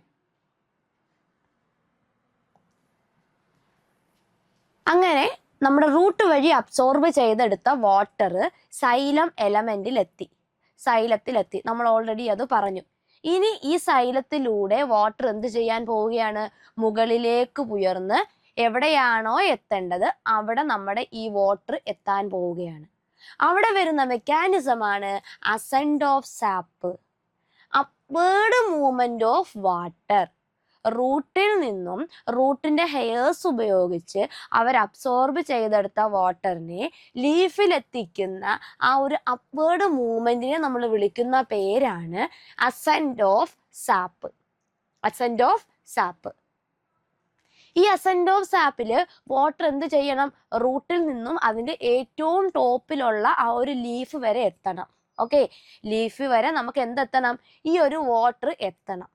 അപ്പോൾ അവിടെ എന്തെങ്കിലും ഒരു ഫോഴ്സ് വേണം. അപ്പോൾ അസെൻഡ് ഓഫ് സാപ്പ് എക്സ്പ്ലെയിൻ ചെയ്യുന്ന അവിടുത്തെ മെക്കാനിസമാണ് ട്രാൻസ്പിറേഷൻ പുൾ തിയറി. ഈ ട്രാൻസ്പിറേഷൻ പുൾ തിയറി പറയുന്നത് എങ്ങനെയാണ് ഈ അസെന്റ് ഓഫ് സാപ്പ് സംഭവിച്ചത്, റൂട്ടിൽ നിന്നും എങ്ങനെയാണ് ഈ വാട്ടർ സൈലത്തിലൂടെ ഇടയ്ക്ക് വെച്ച് എങ്ങും മുറിയാതെ കറക്റ്റായിട്ട് ആ ടോപ്പിലുള്ള ലീഫ് വരെ എത്തിയത്. ആ ഒരു മെക്കാനിസം എക്സ്പ്ലെയിൻ ചെയ്യുന്ന ഒരു തിയറിയാണ് transpiration pull theory. Ascent of sap explain ചെയ്യുന്ന മെക്കാനിസമാണ് ഏത്? Transpiration pull theory. ഈ തിയറി പ്രപ്പോസ് ചെയ്ത സയന്റിസ്റ്റ് ആണ് Dixon and Joly. Dixon, Joly എന്ന് പറയുന്ന രണ്ട് സയന്റിസ്റ്റുകളാണ് ട്രാൻസ്പിറേഷൻ പുൾ തിയറി കൊണ്ടുവന്നത്. ഈ തിയറിയെ നമ്മൾ വിളിക്കുന്ന മറ്റൊരു പേരാണ് cohesion adhesion theory. Cohesion adhesion theory ഏതാന്ന് ചോദിച്ചാലും ഏതാണ്? ട്രാൻസ്പിറേഷൻ പുൾ തിയറിയാണ്. ഇനി എന്താണ് ഈ തിയറി പറയുന്നത്? According to this theory, water lost from plant by transpiration. പ്ലാന്റിലെ ലീഫിൽ നിന്നും ട്രാൻസ്പിറേഷൻ വഴി വാട്ടർ എന്ത് ചെയ്യുവാണ്? ലോസ് ആവുകയാണ്. വാട്ടർ അവിടെ നഷ്ടമാവുക. വാട്ടർ നഷ്ടമാവുക എന്ന് വെച്ചാൽ അവിടുത്തെ വാട്ടർ കോൺസെൻട്രേഷൻ എന്ത് ചെയ്യുവാണ്? കുറയുവാണ്. വാട്ടർ ഡെഫിസിറ്റ് ആവുകയാണ് അവിടെ. അങ്ങനെ വാട്ടറിന്റെ കോൺസെൻട്രേഷൻ ആ ഏരിയയിൽ ഭയങ്കരമായിട്ട് കുറഞ്ഞു കഴിഞ്ഞാൽ വാട്ടർ എന്ത് ചെയ്യും? നമ്മൾ ഓൾറെഡി പറഞ്ഞു, വാട്ടർ കോൺസെൻട്രേഷൻ എവിടെയാണോ കൂടുതൽ ആ കൂടിയ ഭാഗത്ത് നിന്നും വാട്ടർ എന്ത് ചെയ്യും? കുറഞ്ഞ ഭാഗത്തേക്ക് മൂവ് ചെയ്യും. അപ്പോൾ വാട്ടർ കൂടിയ ഭാഗമായ സൈലത്തിൽ നിന്നും അല്ലെങ്കിൽ ആ ഒരു റൂട്ട് പോർഷനിൽ നിന്നും വാട്ടർ എന്ത് ചെയ്യും? കുറഞ്ഞ ഭാഗമായ ആ ലൈഫിലേക്ക് പുള്ള് ചെയ്യും. ഒരു പുഷ് ഉണ്ടാകും, അവിടെ ഒരു ഫോഴ്സ് ഉണ്ടാകും. ട്രാൻസ്പിറേഷൻ വഴിയാണ് ആ ഒരു പുള്ള് അല്ലെങ്കിൽ ആ ഒരു വലിവ് അവിടെ ഉണ്ടായത്. വാട്ടർ അവിടെ ട്രാൻസ്പിറേഷൻ നടന്ന് നഷ്ടമായി. അങ്ങനെ ട്രാൻസ്പിറേഷൻ നടന്ന് കണ്ടിന്യൂസ് ആയിട്ട് വാട്ടർ അവിടെ നിന്ന് നഷ്ടമായത് കൊണ്ടാണ് ആ ഒരു വലിവ് അല്ലെങ്കിൽ ആ വെള്ളത്തിന് അവിടേക്ക് എത്താൻ സാധിച്ചത്. അതുകൊണ്ട് നമ്മൾ അതിനെ വിളിക്കുന്ന പേരാണ് transpiration pull. Okay, and this is called transpiration pull. Continuous ആയിട്ട് ട്രാൻസ്പിറേഷൻ നടന്നു കഴിഞ്ഞാൽ അവിടെ ഒരു സ്ട്രോങ് പുള്ളിങ് ഉണ്ടാകും, ഒരു വലിവ് നടക്കും. ആ ഒരു ഫോഴ്സിനെ വിളിക്കുന്ന പേരാണ് ട്രാൻസ്പിറേഷൻ പുൾ. അതുവഴി എന്ത് ചെയ്യും? റൂട്ടിൽ നിന്നും, ഹൈഡ്രേറ്റഡ് ആയിട്ടുള്ള റൂട്ടിൽ നിന്നും വാട്ടർ ഡയറക്റ്റ് ആയിട്ട് എവിടെ എത്തും? ലീഫിലെത്തും. അപ്പോൾ അവിടെ പിന്നെയും ഒരു പ്രശ്നമുണ്ട്. അങ്ങനെ റൂട്ടിൽ നിന്ന് ലീഫിലേക്ക് എത്തുന്ന സമയത്ത് ഇടയ്ക്ക് വെച്ച് ആ വാട്ടർ കോളം ബ്രേക്ക് ആകാം, ഡയറക്റ്റ് എത്തണമെന്നില്ല. പക്ഷേ അവിടെ വരുന്ന രണ്ട് മെക്കാനിസമാണ് കൊഹിഷനും അഡ്ഹീഷനും. അടുത്തടുത്തുള്ള സെയിം ആയിട്ടുള്ള മോളിക്യൂളുകൾക്കിടയിൽ കാണുന്ന ബോണ്ടാണ് കൊഹിഷൻ. വ്യത്യസ്ത തരത്തിലുള്ള മോളിക്യൂളുകൾക്കിടയിൽ ഉണ്ടാകുന്നതാണ് അഡ്ഹീഷൻ. ഇവിടെ ഈ കൊഹിഷനും അഡ്ഹീഷനുമാണ് ഈ വാട്ടർ കോളം മുറിഞ്ഞു പോകാതെ കറക്റ്റ് ആയിട്ട് റൂട്ടിൽ നിന്നും ലീഫിലേക്ക് തന്നെ വാട്ടറിനെ എന്ത് ചെയ്യുന്നത്? ഡയറക്റ്റ് ചെയ്യുന്നത്. The cohesion is present between adjacent water molecule. അടുത്തടുത്തിരിക്കുന്ന വാട്ടർ മോളിക്യൂളുകൾ തമ്മിൽ ബോണ്ട് ചെയ്യും. അതിനെ നമ്മൾ വിളിക്കുന്ന പേരാണ് കൊഹസീവ് ബോണ്ട്. അങ്ങനെ ബോണ്ട് ചെയ്ത് കഴിഞ്ഞാൽ അവരെന്ത് ചെയ്യും? സൈലത്തിൽ കൂടെ മൂവ് ചെയ്യുകയാണ്. ആ സൈലത്തിന് ചുറ്റുമുള്ള എലമെന്റുകളുമായിട്ട് അല്ലെങ്കിൽ സെൽ വോളിലുള്ള എലമെന്റുകളുമായിട്ടും അവരെന്ത് ചെയ്യും? ബോണ്ട് ചെയ്യും. അതിനെ നമ്മൾ വിളിക്കും അഡ്ഹീഷൻ. ഈ കൊഹിഷനും ഈ അഡ്ഹീഷനും നടക്കുന്നത് കൊണ്ടാണ് ആ വാട്ടർ കോളം എന്ത് ചെയ്യാത്തത്? ബ്രേക്ക് ചെയ്യാത്തത്. അങ്ങനെ എന്ത് സംഭവിക്കും? This two force prevent breakage of the water column and direct the water from hydrated root to leaf. ഇതാണ് ട്രാൻസ്പിറേഷൻ പുൾ തിയറി പറയുന്നത്. ട്രാൻസ്പിറേഷൻ പുൾ തിയറിയിൽ 3 കാര്യങ്ങളാണ് ഓർത്തിരിക്കേണ്ടത്. അവിടെ എക്സസ് ആയിട്ട് ട്രാൻസ്പിറേഷൻ നടക്കും. അങ്ങനെ വാട്ടർ ഡെഫിസിറ്റ് ആയിട്ടുള്ള, വാട്ടർ ഇല്ലാത്ത ഒരു ഏരിയ അവിടെ ഉണ്ടാകും. അവിടെ വാട്ടർ ഇല്ല, കുറവാണ്. അവിടേക്ക് വാട്ടർ എത്തണം. വാട്ടർ പൊട്ടൻഷ്യൽ കൂടിയ ഭാഗത്ത് നിന്നും കുറഞ്ഞ ഭാഗത്തേക്ക് പോകാനുള്ള ഒരു പുള്ളിങ് ഫോഴ്സ് അവിടെ ക്രിയേറ്റ് ചെയ്തു ത്രൂ ട്രാൻസ്പിറേഷൻ. നമ്മൾ അതിനെ വിളിച്ചു ട്രാൻസ്പിറേഷൻ പുൾ. അങ്ങനെ ട്രാൻസ്പിറേഷൻ പുള്ള് നടന്നാൽ വാട്ടർ എൻ്റർ ചെയ്യും. പക്ഷേ അവിടെ വാട്ടർ കോളം ബ്രേക്ക് ചെയ്യാൻ പാടില്ല. ഡയറക്റ്റ് ആയിട്ട് വാട്ടർ അവിടെ എത്തണം. അപ്പോൾ നമ്മൾ എക്സ്പ്ലെയിൻ ചെയ്ത 2 ടേമുകളാണ് കൊഹിഷനും അഡ്ഹീഷനും. അടുത്തടുത്തുള്ള വാട്ടർ മോളിക്യൂളുകൾക്കിടയിൽ ഒരു കൊഹസീവ് ബോണ്ടും അവർ പോകുന്ന ആ സൈലം എലമെന്റിലുള്ള കമ്പോണന്റുകളുമായി ചേർന്ന് ഒരു അഡ്ഹസീവ് ബോണ്ടും അവർ ഫോം ചെയ്യും. അങ്ങനെ ഫോം ചെയ്ത് കഴിഞ്ഞാൽ ആ പോകുന്ന വാട്ടർ എന്ത് ചെയ്യത്തില്ല, ഇടയ്ക്ക് വെച്ച് ബ്രേക്ക് ചെയ്യത്തില്ല, കറക്റ്റ് ലീഫിൽ തന്നെ എത്തും. ഇതാണ് ട്രാൻസ്പിറേഷൻ പുൾ തിയറി. ഇതാണ് അസെന്റ് ഓഫ് സാപ്പ് അല്ലെങ്കിൽ വാട്ടർ എങ്ങനെയാണ് ലീഫിൽ എത്തുന്നത് എന്ന മെക്കാനിസത്തിൽ നമ്മൾ ഡിസ്കസ് ചെയ്യുന്നത്. ഇതാണ് ട്രാൻസ്പിറേഷൻ പുൾ തിയറി പറയുന്നത്. ഓസ്മോസിസ് വഴി വാട്ടർ അബ്സോർബ് ചെയ്തു ബൈ റൂട്ട് ഹെയേഴ്സ്. ഈ റൂട്ട് ഹെയേഴ്സ് അബ്സോർബ് ചെയ്തെടുത്ത വാട്ടർ സൈലം എലമെന്റിലേക്ക് എൻട്രി ചെയ്തു. ഇതാണ് സൈലം. ഈ സൈലത്തിലൂടെ ഈ പ്ലാന്റ് ഈ ടോപ്പ് ലീഫിൽ വരെ എന്തെത്തണം, ഈ ഒരു വാട്ടർ എത്തണം. അപ്പോഴാണ് ലീഫിൽ വെച്ച് ട്രാൻസ്പിറേഷൻ നടന്ന് വാട്ടർ ലോസ് ആകുന്നത്. അവിടെ ഒരു ട്രാൻസ്പിറേഷൻ പുള്ള് ക്രിയേറ്റ് ചെയ്തു. ഈ ട്രാൻസ്പിറേഷൻ പുള്ള് ഇവിടുന്ന് വരുന്ന വാട്ടറിന് എന്ത് ചെയ്യും, വലിച്ചിങ്ങെടുക്കും. ആ വാട്ടർ ഡയറക്റ്റ് എവിടെ എത്തും, ഈ ലീഫിൽ എത്തും. ഇതാണ് ട്രാൻസ്പിറേഷൻ പുൾ തിയറി. അടുത്ത അവിടെ നടക്കാൻ പോകുന്ന പ്രോസസ് ആണ് ഫോട്ടോസിന്തസിസ്. അപ്പോൾ ആവശ്യമായ വാട്ടർ ലീഫിലെത്തി. ഇനി പ്ലാന്റ് എന്ത് കണ്ടക്ട് ചെയ്യുകയാണ്, ഫോട്ടോസിന്തസിസ് കണ്ടക്ട് ചെയ്യുകയാണ്. It is a physiological process by which the photosynthetic organism use light energy for the synthesis of organic compound. ഫോട്ടോസിന്തസിന് കഴിവുള്ള ഓർഗാനിസംസ് ലൈറ്റ് എനർജി ഉപയോഗിച്ചുകൊണ്ട് ഓർഗാനിക് കോമ്പൗണ്ടുകൾ സിന്തസൈസ് ചെയ്യും. Like carbohydrate, glucose. അങ്ങനെ synthesise ചെയ്യുന്ന പ്രോസസ്സിനെ വിളിക്കുന്ന പേരാണ് photosynthesis. Plant light energy absorb ചെയ്യുന്നു. ഈ light energy അവർക്ക് ഡയറക്റ്റ് യൂസ് ചെയ്യാൻ പറ്റില്ല. അവർ ഈ ലൈറ്റ് എനർജിയെ ചില കെമിക്കൽ എനർജി ആയിട്ട് കൺവേർട്ട് ചെയ്യും. കെമിക്കൽ എനർജി രൂപത്തിൽ ഇതിനെ മാറ്റും. അങ്ങനെ മാറ്റുന്ന രണ്ട് രൂപങ്ങളാണ് ATPയും NADPHും. ഫസ്റ്റിലെ പ്ലാന്റ് ലൈറ്റ് എനർജി അബ്സോർബ് ചെയ്തു. ആ എനർജിയെ അവർ ചില കെമിക്കൽ ഫോമിലേക്ക് കൺവേർട്ട് ചെയ്യും.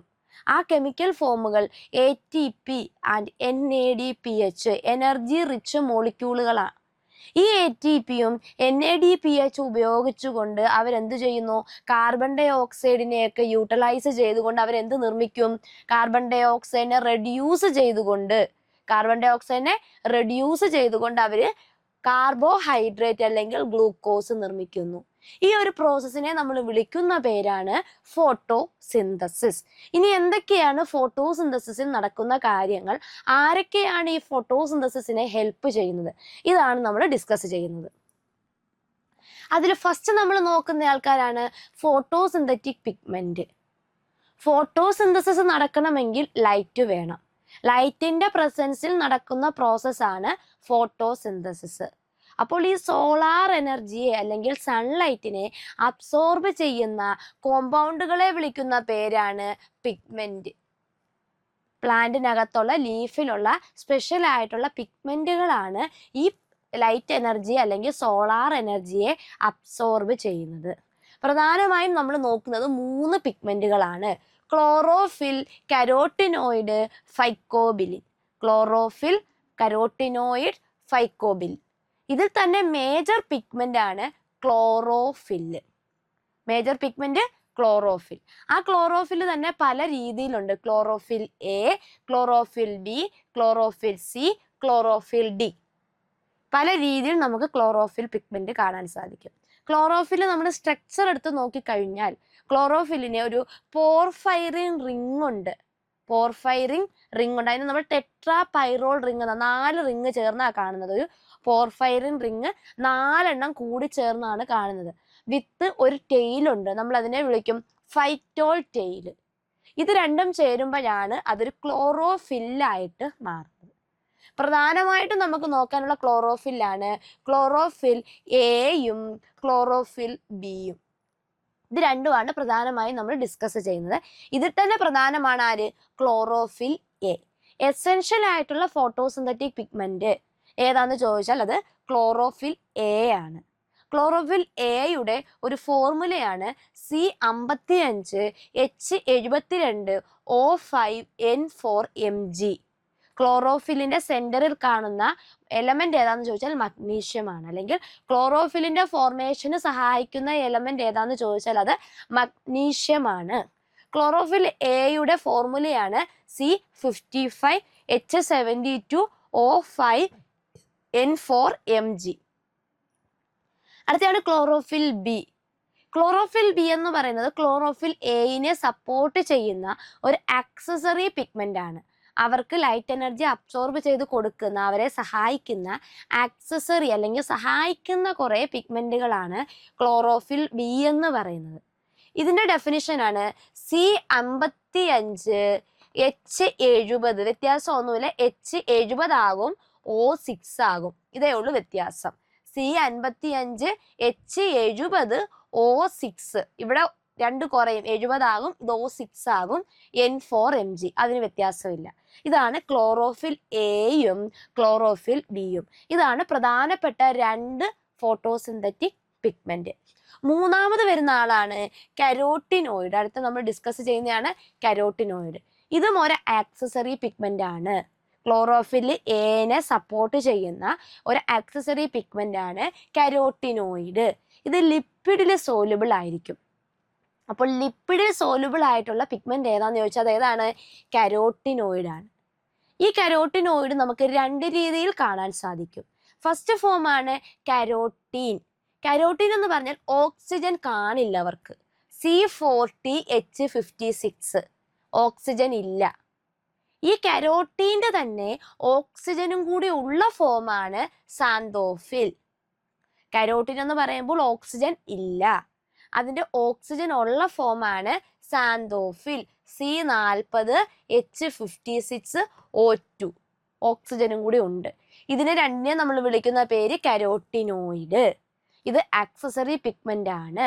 ഇത് കൂടാതെ ഇവർക്കൊരു ഫംഗ്ഷനും കൂടി ഉണ്ട്. ഫോട്ടോ ഓക്സിഡേറ്റീവ് ഡാമേജിൽ നിന്നും പ്രൊട്ടക്റ്റ് ചെയ്യും.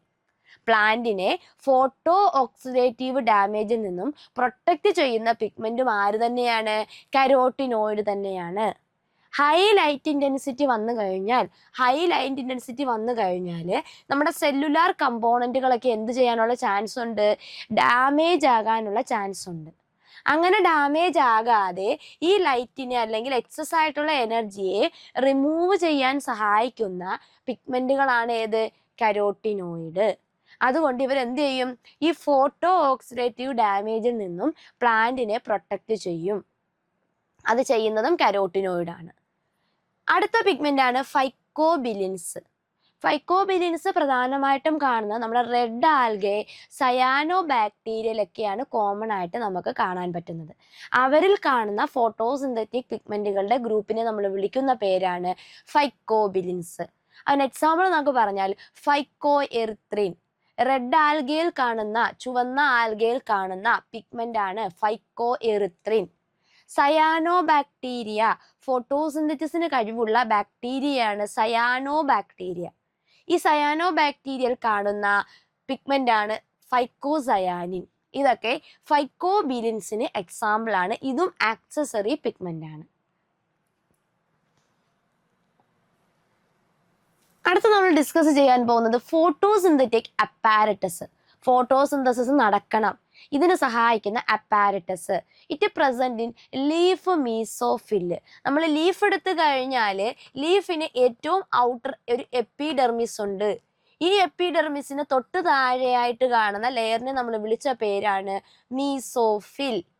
മീസോഫിൽ. ഈ മീസോഫില്ലിൽ കാണുന്ന അപ്പാരറ്റസ് ആണ് ക്ലോറോപ്ലാസ്റ്റ്. ഈ ക്ലോറോപ്ലാസ്റ്റിലാണ് ഫോട്ടോസിന്തസിസ് നടക്കുന്നത്. ക്ലോറോപ്ലാസ്റ്റ് നമ്മൾ എടുത്ത് നോക്കിക്കഴിഞ്ഞാൽ അതിൻ്റെ സ്ട്രക്ചർ നമ്മൾ നോക്കിയാൽ ക്ലോറോപ്ലാസ്റ്റിന് ഏറ്റവും പുറമെ ഒരു ഡബിൾ ലെയേർഡ് മെംബ്രെയിൻ ഉണ്ട്. ഔട്ടറിലായിട്ടൊരു ഔട്ടർ മെംബ്രെയിൻ ഉണ്ട്, ഇന്നർ മെംബ്രെയിൻ ഉണ്ട്. അതിനകത്തേക്ക് വന്നു കഴിഞ്ഞാൽ ഒരു ഫ്ലൂയിഡ് പോർഷൻ ഉണ്ട്, ഒരു ദ്രാവക ഭാഗമുണ്ട്. ആ ദ്രാവക ഭാഗത്തിനെ വിളിക്കുന്ന പേരാണ് സ്ട്രോമ. ആ ദ്രാവകത്തിൽ അല്ലെങ്കിൽ സ്ട്രോമയിൽ ചില മെംബ്രെയിൻ സാക്കുകൾ കിടപ്പുണ്ട്, സ്തരസഞ്ചികൾ. ഈ സ്തരസഞ്ചികളെ നമ്മൾ വിളിക്കുന്ന പേര് തൈലക്കോയിഡ്. ഈ തൈലക്കോയിഡുകൾ ഒറ്റയൊറ്റയായിട്ടല്ല ഇരിക്കുന്നത്. അവരെ ഒരുമിച്ച് അടുക്കി ഒരു സ്റ്റോക്ക് പോലെ ഒന്നിനു മുകളിൽ ഒന്നായിട്ടാണ് ഈ തൈലക്കോയിഡുകൾ അറേഞ്ച് ചെയ്യുന്നത്. അവരുടെ ആ ഒരു ഗ്രൂപ്പിനെ നമ്മൾ വിളിക്കുന്ന പേരാണ് ഗ്രാനം. ഒരെണ്ണത്തിനെ വിളിക്കുന്ന പേര് തൈലക്കോയിഡ്. അതിങ്ങനെ അടുക്കി വരുമ്പോൾ നമ്മൾ അതിനെ വിളിക്കുന്ന പേര് ഗ്രാനം. ഈ തൈലക്കോയിഡിലാണ് ഫോട്ടോസിന്തറ്റിക് പിഗ്മെന്റുകൾ കാണുന്നത്. തൈലക്കോയിഡ് നമ്മൾ എടുത്താൽ ഇതാണ് തൈലക്കോയിഡ്. ഈ തൈലക്കോയിഡിന്റെ ഇതിനൊരു മെംബ്രെയിൻ ഉണ്ട്. ഇതാണ് തൈലക്കോയിഡിന്റെ മെംബ്രെയിൻ. ഇതിനകത്ത് കാണുന്ന ഈ സ്പേസിനെ നമ്മൾ വിളിക്കും ഇതിന്റെ ലൂമൻ. ഇതാണ് ഇതിന്റെ ലൂമൻ. ഇതാണ് ഇതിന്റെ മെംബ്രെയിൻ. ഇത് രണ്ടും ചേരുന്നതാണ് ഏത്? തൈലക്കോയിഡ്. തൈലക്കോയിഡ് എന്ന് പറഞ്ഞാൽ സ്ട്രോമയ്ക്കകത്ത് കാണുന്ന മെംബ്രെയിൻ ആയിട്ടുള്ള സാക്കിനെ വിളിക്കുന്ന പേരാണ് തൈലക്കോയിഡ്. അതിനൊരു മെംബ്രെയിൻ കാണും, അതിനകത്തൊരു ലൂമൻ കാണും.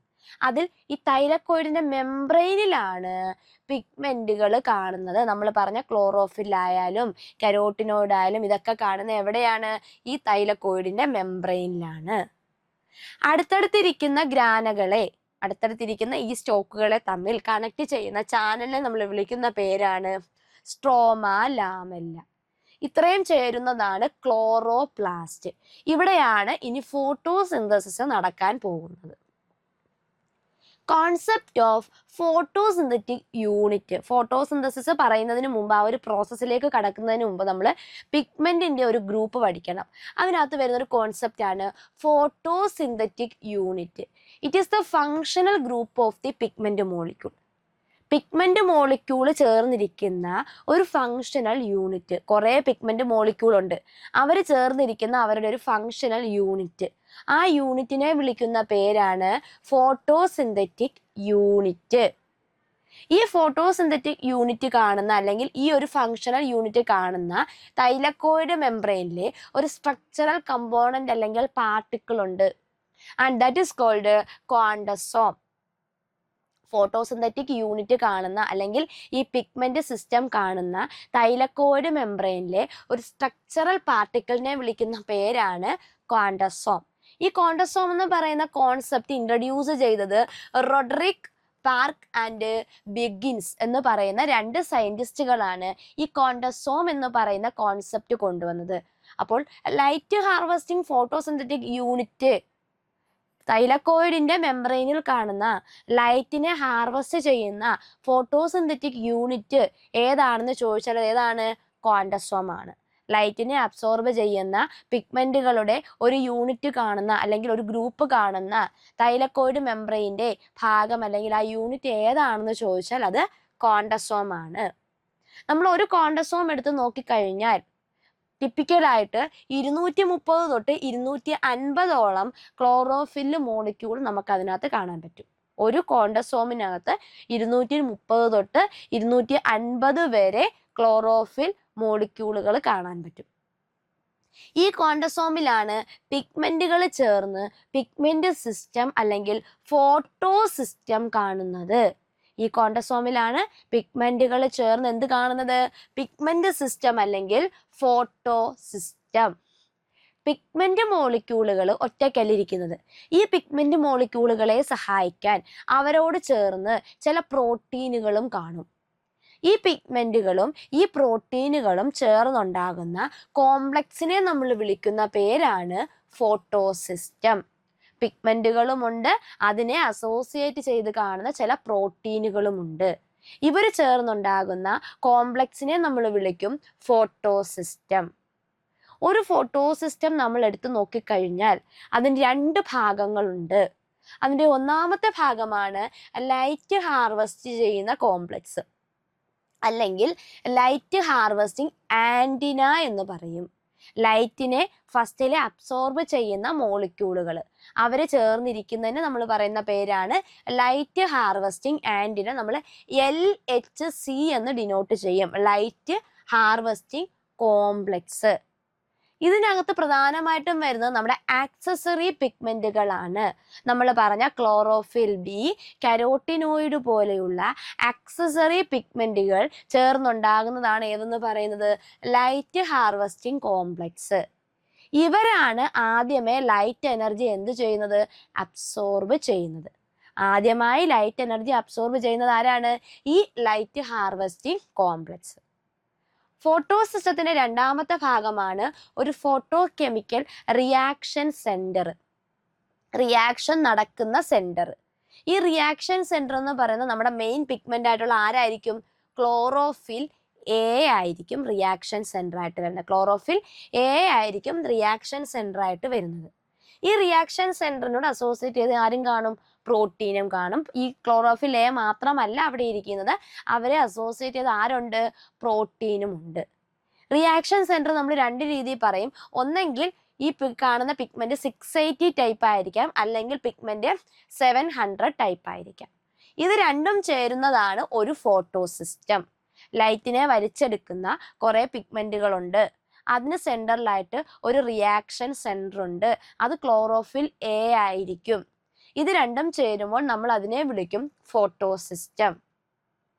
ഈ റിയാക്ഷൻ സെന്റർ ഞാൻ പറഞ്ഞു രണ്ട് രീതിയിൽ കാണാം. ഒന്നെങ്കിൽ അത് P680 ആകാം, P മീൻസ് പിഗ്മെന്റ്, അല്ലെങ്കിൽ P700 ആകാം. ഇതിന്റെ ബേസിസിൽ നമ്മൾ ഫോട്ടോ സിസ്റ്റത്തിനെ രണ്ടായി ക്ലാസിഫൈ ചെയ്യുന്നു. ഫോട്ടോ സിസ്റ്റം ഫസ്റ്റും ഫോട്ടോ സിസ്റ്റം സെക്കൻഡും. ഫോട്ടോ സിസ്റ്റം സെക്കൻഡ് നോക്കിക്കഴിഞ്ഞാൽ ഫോട്ടോ സിസ്റ്റം അല്ലെങ്കിൽ ആ പിഗ്മെന്റിന്റെ ഗ്രൂപ്പ്, പിഗ്മെന്റും പ്രോട്ടീനുകളും ചേരുമ്പോൾ ആ സിസ്റ്റത്തിനെ വിളിക്കുന്ന പേര് ഫോട്ടോ സിസ്റ്റം. അത് നോക്കിക്കഴിഞ്ഞാൽ ഇവരുടെ റിയാക്ഷൻ സെന്റർ എന്ന് പറയുന്നത് P680 ആയിരിക്കും. P680 എന്ന് പറഞ്ഞാൽ അവിടെ ഇരിക്കുന്ന ക്ലോറോഫിൽ മോളിക്യൂളുകൾ 680 നാനോമീറ്റർ ഉള്ള ലൈറ്റിനെ ആയിരിക്കും എന്ത് ചെയ്യുന്നത്? അബ്സോർബ് ചെയ്യുന്നത്. 680 നാനോമീറ്റർ ഉള്ള ലൈറ്റിനെ അബ്സോർബ് ചെയ്യുന്നത് കൊണ്ട് നമ്മൾ അതിനെ ഡിനോട്ട് ചെയ്യും P680. ആ P680 റിയാക്ഷൻ സെന്റർ ഉള്ള ഫോട്ടോ സിസ്റ്റത്തിനെ വിളിക്കുന്ന പേര് ഫോട്ടോ സിസ്റ്റം സെക്കൻഡ്. അടുത്തയാണ് ഫോട്ടോ സിസ്റ്റം ഫസ്റ്റ്. അവിടെയുള്ള റിയാക്ഷൻ സെന്ററിൽ ഇരിക്കുന്ന ക്ലോറോഫിൽ എയുടെ സെന്ററിൽ P700 ആയിരിക്കും. അതായത് അവർ അബ്സോർബ് ചെയ്യുന്ന ലൈറ്റിന്റെ വേവ് ലെന്ത് എന്ന് പറയുന്നത് 700 നാനോമീറ്റർ ആയിരിക്കും. 700 നാനോമീറ്റർ ഉള്ള ലൈറ്റ് ആണ് ക്ലോറോഫിൽ മോളിക്യൂൾ അബ്സോർബ് ചെയ്യുന്നതെങ്കിൽ അതിനെ നമ്മൾ വിളിക്കുന്ന പേരാണ് P700.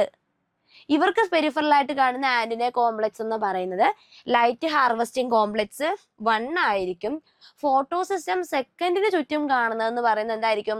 Light harvesting complex second ആയിരിക്കും. P680 ചുറ്റും ആന്റിന മോളിക്യൂൾ ഉണ്ട്. അത് ഏതായിരിക്കും? LHC സെക്കൻഡ് ആയിരിക്കും.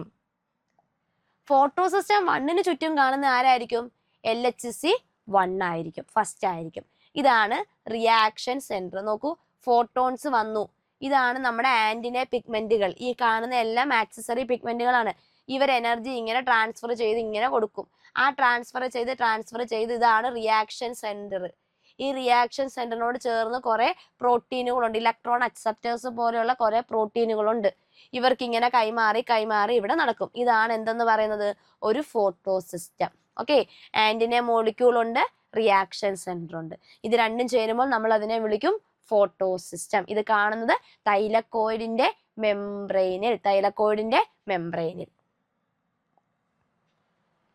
അടുത്ത നമ്മൾ പറയാൻ പോകുന്നത് ഫോട്ടോസിന്തസിസിന്റെ പ്രോസസ് ആണ്. ഗ്രീൻ പ്ലാന്റുകളിൽ ഫോട്ടോസിന്തസിസ് 2 സ്റ്റേജിലാണ് നടക്കുന്നത്. അതിന്റെ ഒന്നാമത്തെ സ്റ്റേജിനെ നമ്മൾ വിളിക്കുന്ന പേര് ലൈറ്റ് റിയാക്ഷൻ എന്നും രണ്ടാമത്തെ സ്റ്റേജിനെ നമ്മൾ വിളിക്കുന്ന പേര് ഡാർക്ക് റിയാക്ഷൻ അല്ലെങ്കിൽ കാർബൺ ഫിക്സേഷൻ റിയാക്ഷൻ. ഈ 2 റിയാക്ഷനും ചേരുന്നതാണ് ഫോട്ടോസിന്തസിസ്. ലൈറ്റിന്റെ പ്രസൻസിൽ ലൈറ്റ് ഡിപ്പെൻഡന്റ് ആയിട്ടുള്ള റിയാക്ഷൻ ആണ് ലൈറ്റ് റിയാക്ഷൻ. എന്നാൽ ലൈറ്റ് ഇല്ലാതെയും നടക്കും. ലൈറ്റ് അവിടെ ഡിപ്പെൻഡ് ചെയ്യുന്നില്ല, ലൈറ്റ് ആവശ്യമില്ല, വെളിച്ചം ആവശ്യമില്ല.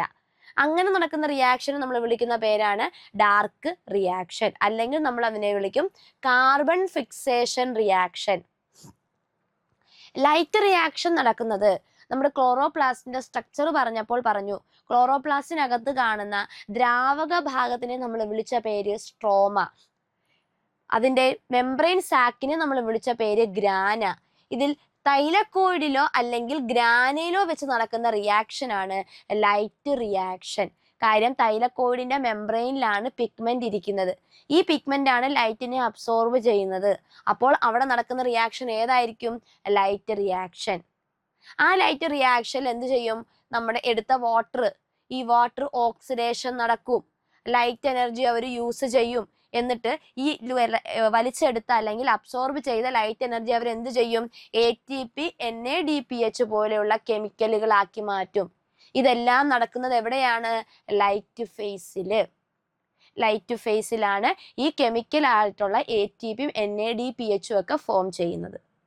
അടുത്ത ഫേസ് ആണ് ഡാർക്ക് ഫേസ്. ഡാർക്ക് റിയാക്ഷൻ നടക്കുന്നത് സ്ട്രോമയിലായിരിക്കും. ഈ സ്ട്രോമയിൽ വെച്ച് ഇവരെന്ത് ചെയ്യും? കാർബൺ ഡൈ ഓക്സൈഡിനെ റെഡ്യൂസ് ചെയ്യും.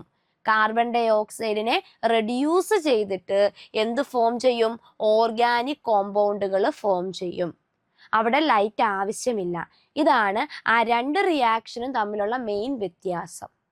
ATP ഫോം ചെയ്യുന്നത് ലൈറ്റ് റിയാക്ഷൻ. ഈ ATP ഫോം ചെയ്യുന്ന ആ ഒരു പ്രോസസ്സിനെ നമ്മൾ വിളിക്കുന്ന പേരാണ് phosphorylation. Formation of ATP from ADP. ADPയിൽ നിന്നും ATP ഫോം ചെയ്യുന്ന ആ ഒരു പ്രോസസ്സിനെ നമ്മൾ വിളിക്കുന്ന പേരാണെന്ത്? ഫോസ്ഫോറിലേഷൻ. ഈ ഫോസ്ഫോറിലേഷൻ നടക്കുന്നത് ലൈറ്റ് ഫേസിലാണ്. അങ്ങനെ ഉണ്ടാക്കിയ ATP ഉപയോഗിച്ചുകൊണ്ട് കാർബൺ ഡൈ ഓക്സൈഡിനെ റെഡ്യൂസ് ചെയ്ത് അവർ ഗ്ലൂക്കോസ് അല്ലെങ്കിൽ കാർബോഹൈഡ്രേറ്റ് നിർമ്മിക്കും. അത് നടക്കുന്നത് ഡാർക്ക് റിയാക്ഷൻ. ഇതാണ് ഈ രണ്ട് ഫേസുകൾ തമ്മിലുള്ള മെയിൻ ഡിഫറൻസ്. ഇതിൽ നമ്മൾ ഫസ്റ്റ് ഡിസ്കസ് ചെയ്യാൻ പോകുന്നത് ലൈറ്റ് റിയാക്ഷൻ അല്ലെങ്കിൽ light face. Light reaction start electron flow.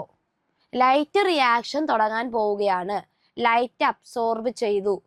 ഈ ലൈറ്റ് റിയാക്ഷനിൽ ഇലക്ട്രോൺ ഫ്ലോ, ഇലക്ട്രോണുകളാണ് ഇങ്ങനെ എന്ത് ചെയ്യുന്നത്? ട്രാൻസ്ഫർ ചെയ്ത് ലാസ്റ്റ് റെഡ്യൂസ് ചെയ്തിട്ടാണ് NADPH ആയിട്ടത് മാറേണ്ടത്. NADP എന്ന് പറയുന്നത് ഇലക്ട്രോണിനെ അക്സെപ്റ്റ് ചെയ്ത് അത് റിഡക്ഷൻ സംഭവിച്ച് NADPH ആയിട്ട് മാറണം. അപ്പോൾ ഒരു ഇലക്ട്രോൺ ഫ്ലോയാണ് ഇവിടെ നടക്കാൻ പോകുന്നത്. രണ്ട് രീതിയിലാണ് ഇലക്ട്രോൺ ഫ്ലോ നടക്കുന്നത്. നോൺ സൈക്ലിക് ഇലക്ട്രോൺ ഫ്ലോയും സൈക്ലിക് ഇലക്ട്രോൺ ഫ്ലോയും. ഒരു സൈക്ലിക് ആയിട്ടുള്ള രീതിയിൽ നമുക്ക് ഇലക്ട്രോൺ ഫ്ലോ കാണാൻ സാധിക്കും. അല്ലെങ്കിൽ നോൺ സൈക്ലിക് ആയിട്ട് എന്ത് കാണാൻ പറ്റും? ഇലക്ട്രോൺ ഫ്ലോ കാണാൻ പറ്റും. ഈ രണ്ട് രീതിയിലാണ് ഇലക്ട്രോണുകൾ ഫ്ലോ ചെയ്തിട്ട് എന്തൊക്കെയായിട്ട് മാറുന്നത്? ഈ കെമിക്കലുകളായിട്ടുള്ള ATPയും NADPHുമായിട്ട് മാറുന്നത്. ഇതാണ് നമുക്ക് എവിടെ കിട്ടേണ്ടത്? ലൈറ്റ് ഫേസിൽ കിട്ടേണ്ടത്. ലൈറ്റ് ഫേസിന്റെ അൾട്ടിമേറ്റ് എയിം ആണ് എന്തെന്ന് പറയുന്നത്? ATP ഉണ്ടാകണം, NADPHും ഉണ്ടാകണം. ഇതുണ്ടായെങ്കിൽ മാത്രമേ ഈ എനർജി ഉപയോഗിച്ചുകൊണ്ട് നമുക്ക് അടുത്ത ഫേസിൽ ഗ്ലൂക്കോസ് നിർമ്മിക്കാൻ പറ്റത്തുള്ളൂ. അപ്പൊ ഇത് നമുക്ക് അൾട്ടിമേറ്റ് ആയിട്ട് ഉണ്ടാകണം. ഇതിൽ ഫസ്റ്റ് നമ്മൾ നോക്കാൻ പോകുന്നത് നോൺ സൈക്ലിക് ആയിട്ടുള്ള ഇലക്ട്രോൺ ഫ്ലോ. സൈക്ലിക് അല്ല, നോൺ സൈക്ലിക് ആണ്. Light induced electron transport from water. വാട്ടറിൽ നിന്നും ലൈറ്റ് ഇൻഡ്യൂസ്ഡ് ചെയ്ത് ഈ ഇലക്ട്രോണുകളെ, വാട്ടർ സ്പ്ലിറ്റ് ചെയ്യുമ്പോൾ കിട്ടുന്ന ഇലക്ട്രോണുകളെ NADPക്ക് കൈമാറുന്നു. അറ്റ് ലാസ്റ്റ് ഇലക്ട്രോൺ അക്സെപ്റ്റ് ചെയ്യുന്ന ആളാണ് ആര്? NADP. And evolution of oxygen. അതിന്റെ ഫലമായി ഓക്സിജനെ പുറന്തള്ളുന്നു. നമുക്കറിയാം ഫോട്ടോസിന്തസിസ് നടക്കുന്നതിന്റെ ഫലമായി അവിടെ ഉണ്ടാകുന്ന ഒരു ബൈ പ്രോഡക്റ്റ് ആണ് ഓക്സിജൻ. ഈ ഓക്സിജനെ പുറന്തള്ളുന്ന ആ ഒരു ഫേസ് ഏതാണ്? ലൈറ്റ് ഫേസ് ആണ്. അത് നടക്കുന്ന ഏത് സൈക്ലിക്കിലാണ്? നോൺ സൈക്ലിക്കിലാണ്, സൈക്ലിക്കിലല്ല. നോൺ സൈക്ലിക് ഇലക്ട്രോൺ ഫ്ലോയിലാണ് ഓക്സിജൻ എവല്യൂഷൻ നടക്കുന്നത്, ഓക്സിജനെ പുറന്തള്ളുന്നത്. വാട്ടറിൽ നിന്നും ഇലക്ട്രോണുകളെ NADPക്ക് കൈമാറുന്നു. നോൺ സൈക്ലിക് ഇലക്ട്രോൺ ഫ്ലോയുടെ പ്രത്യേകത, നമ്മൾ രണ്ട് ഫോട്ടോ സിസ്റ്റം പറഞ്ഞു, ഫോട്ടോ സിസ്റ്റം 1ഉം ഫോട്ടോ സിസ്റ്റം 2ഉം. ഈ രണ്ട് ഫോട്ടോ സിസ്റ്റവും കൂടെ ചേരുന്നതാണ് നോൺ സൈക്ലിക്. ഫോട്ടോ സിസ്റ്റം 1ഉം ഫോട്ടോ സിസ്റ്റം 2ഉം കാണും. ഇത് ചേർന്ന് കഴിഞ്ഞാൽ ഒരു ഇസഡ് സ്കീം അല്ലെങ്കിൽ ഒരു ഇസഡ് പാറ്റേണിലാണ് നമുക്ക് ആ ഒരു സൈക്ലിക് ഫ്ലോ കിട്ടുന്നത്. അതുകൊണ്ട് നമ്മൾ അതിനെ വിളിക്കും ഇസഡ് സ്കീം എന്ന് പറയും. ഇവിടെ തുടങ്ങുന്നത് ഫോട്ടോ സിസ്റ്റം സെക്കൻഡ് വെച്ചായിരിക്കും. നോൺ സൈക്ലിക് ഇലക്ട്രോൺ ഫ്ലോ അല്ലെങ്കിൽ ആദ്യമായി ഇവർ ലൈറ്റിനെ അബ്സോർബ് ചെയ്യുന്നത് ആരായിരിക്കും? ഫോട്ടോ സിസ്റ്റം സെക്കൻഡ് ആയിരിക്കും. Light hit on photo system second. Light എവിടെ വന്ന് പതിക്കുന്നു? ഫോട്ടോ സിസ്റ്റം സെക്കൻഡിന്റെ റിയാക്ഷൻ സെന്റർ ഏതാണ്? P680. ഫോട്ടോ സിസ്റ്റം സെക്കൻഡിന്റെ റിയാക്ഷൻ സെന്റർ നമ്മൾ ഓൾറെഡി പറഞ്ഞു P680. ഈ P680 റിയാക്ഷൻ സെന്ററിൽ വന്ന് ലൈറ്റ് ഹിറ്റ് ചെയ്യുന്നു. അവർ ലൈറ്റ് എനർജി അബ്സോർബ് ചെയ്യുന്നു. അവർക്ക് എക്സ്ട്രാ കുറച്ച് എനർജി കിട്ടി. അപ്പോൾ അവരെന്ത് ചെയ്യും? അവർ പതുക്കെ അവരുടെ ഒരു ഹയർ ലെവലിലേക്ക് മൂവ് ചെയ്യും. ഒരു എക്സൈറ്റഡ് സ്റ്റേറ്റിലേക്ക് അവർ പോകും. അതിനെ നമ്മൾ റെപ്രസെന്റ് ചെയ്യുന്നതാണ് P680 സ്റ്റാർ. എനർജി അബ്സോർബ് ചെയ്തു ഒരു ഹൈ ലെവലിലേക്ക് പോയി. അങ്ങനെ പോയി കഴിഞ്ഞാൽ the transfer electron to electron carrier which is called pheophytin. അവിടെ അടുത്ത വരുന്ന ഇലക്ട്രോൺ കാരിയർ ആണ് ഫിയോഫൈറ്റിൻ. P680 എനർജി എടുത്തു, ഹൈ ലെവലിലേക്ക് പോയി. The electrons are transferred to pheophytin. ഇവിടെ ഒരു പ്രത്യേകതയുണ്ട്, നോൺ സൈക്ലിക് ആണ്. ഈ പോകുന്ന ഇലക്ട്രോൺ ഒന്നും തിരിച്ച് എവിടെ വരുന്നില്ല, ഈ P680ക്ക് തിരിച്ച് കിട്ടത്തില്ല. കാര്യം അടുത്തൊരു ഫോട്ടോ സിസ്റ്റം കൂടെ ഉണ്ട്. അപ്പോൾ ഈ ലോസ് ആയി പോകുന്ന ഈ ഇലക്ട്രോണുകളെ ഇവർക്ക് മേക്കപ്പ് ചെയ്യണം, അല്ലെങ്കിൽ തിരിച്ചു കിട്ടണം. അതിനുവേണ്ടി നോൺ സൈക്ലിക് ഇലക്ട്രോൺ ഫ്ലോയിൽ ഒരു ഇലക്ട്രോൺ ഡോണർ ഉണ്ട്. ഇലക്ട്രോണിന് ഇങ്ങനെ കണ്ടിന്യൂസ് ആയിട്ട് ഈ P680ക്ക് കൊടുക്കാൻ വേണ്ടി ഒരു ഇലക്ട്രോൺ ഡോണർ ഉണ്ട്. അങ്ങനെ P680ക്ക് കൊടുത്തെങ്കിൽ മാത്രമേ കണ്ടിന്യൂസ് ആയിട്ട് ഇലക്ട്രോൺ ഇങ്ങനെ ഫ്ലോ ചെയ്യത്തുള്ളൂ. ഇവിടെ വരുന്ന ഇലക്ട്രോൺ ഫ്ലോ ഡോണർ ആണ് നമ്മളുടെ ആര്? Water molecule. To replace the loss of water molecule undergo splitting. ഈ ഇലക്ട്രോണിന്റെ നഷ്ടം നികത്താൻ വേണ്ടി P680യിൽ നിന്നും വാട്ടർ പോയി. ഈ വാട്ടർ സൈക്ലിക് ആയിരുന്നെങ്കിൽ തിരിച്ച് ഇവിടെ തന്നെ എത്തിയേനെ. പക്ഷെ ഇത് സൈക്ലിക് അല്ല, നോൺ സൈക്ലിക്കാ. അതായത് P680 വെച്ച് തുടങ്ങും, പക്ഷെ അവസാനിക്കുന്നത് P680യിലല്ല. അതുകൊണ്ട് ഇത് എന്തല്ല? സൈക്ലിക് അല്ല. പക്ഷേ ഇവിടെ നഷ്ടമാകുന്ന ഇലക്ട്രോണിനെ നമുക്ക് കോമ്പൻസേറ്റ് ചെയ്യണം. അതിനു വേണ്ടിയുള്ള ആളാണ് ആര്? വാട്ടർ. ഈ വാട്ടർ ആണ് ഇവിടുത്തെ ഇലക്ട്രോൺ ഡോണർ. അവരാണ് കണ്ടിന്യൂസ് ആയിട്ട് വാട്ടറിനെ ഇങ്ങനെ ഇലക്ട്രോണിനെ എന്ത് ചെയ്യുന്നത്? ഇങ്ങനെ സപ്ലൈ ചെയ്യുന്നത്. ഈ വാട്ടർ സ്പ്ലിറ്റ് ചെയ്യും. ഓക്കെ, എവിടെയാ സ്പ്ലിറ്റ് ചെയ്യുന്നത്? തൈലക്കോയിഡിന്റെ ലൂമനിൽ. നമ്മൾ തൈലക്കോയിഡ് പറഞ്ഞു. ഈ തൈലക്കോയിഡിന്റെ ഈ ലൂമനിലാണ് വാട്ടർ എന്ത് ചെയ്യുന്നത്? സ്പ്ലിറ്റ് ചെയ്യുന്നത്. ഈ വാട്ടറിന്റെ സ്പ്ലിറ്റിങ്ങിനെ നമ്മൾ വിളിക്കുന്ന പേരാണ് ഫോട്ടോലൈസിസ്. അപ്പോൾ ഫോട്ടോലൈസിസ് എന്ന് പറയുന്നത് നോൺ സൈക്ലിക് ഇലക്ട്രോൺ ഫ്ലോയുമായി അസോസിയേറ്റ് ചെയ്ത് വരുന്നതാണ്. വാട്ടറിന്റെ സ്പ്ലിറ്റിങ്ങിനെ വിളിക്കുന്ന പേരാണ് ഫോട്ടോലൈസിസ്. ഇതാണ് റിയാക്ഷൻ. 2 H2O മോളിക്യൂള് അവിടെ ബ്രേക്ക് ചെയ്ത് 4 H+ഉം 4 ഇലക്ട്രോണും ഒരു ഓക്സിജനും ഇവോൾവ് ചെയ്യും. അപ്പോൾ ഒരു ഓക്സിജൻ ഇവോൾവ് ചെയ്യണമെങ്കിൽ 2 H2O വേണം. അപ്പോൾ ഫോട്ടോലൈസിസിൽ എത്ര H2O വരുന്നത്? 2 H2O. 2 H2O ബ്രേക്ക് ചെയ്ത് 4 H+ഉം 4 ഇലക്ട്രോണും ഓക്സിജനുമായിട്ട് മാറും. ഈ ഇലക്ട്രോണിനെ ആർക്ക് കൊടുക്കും?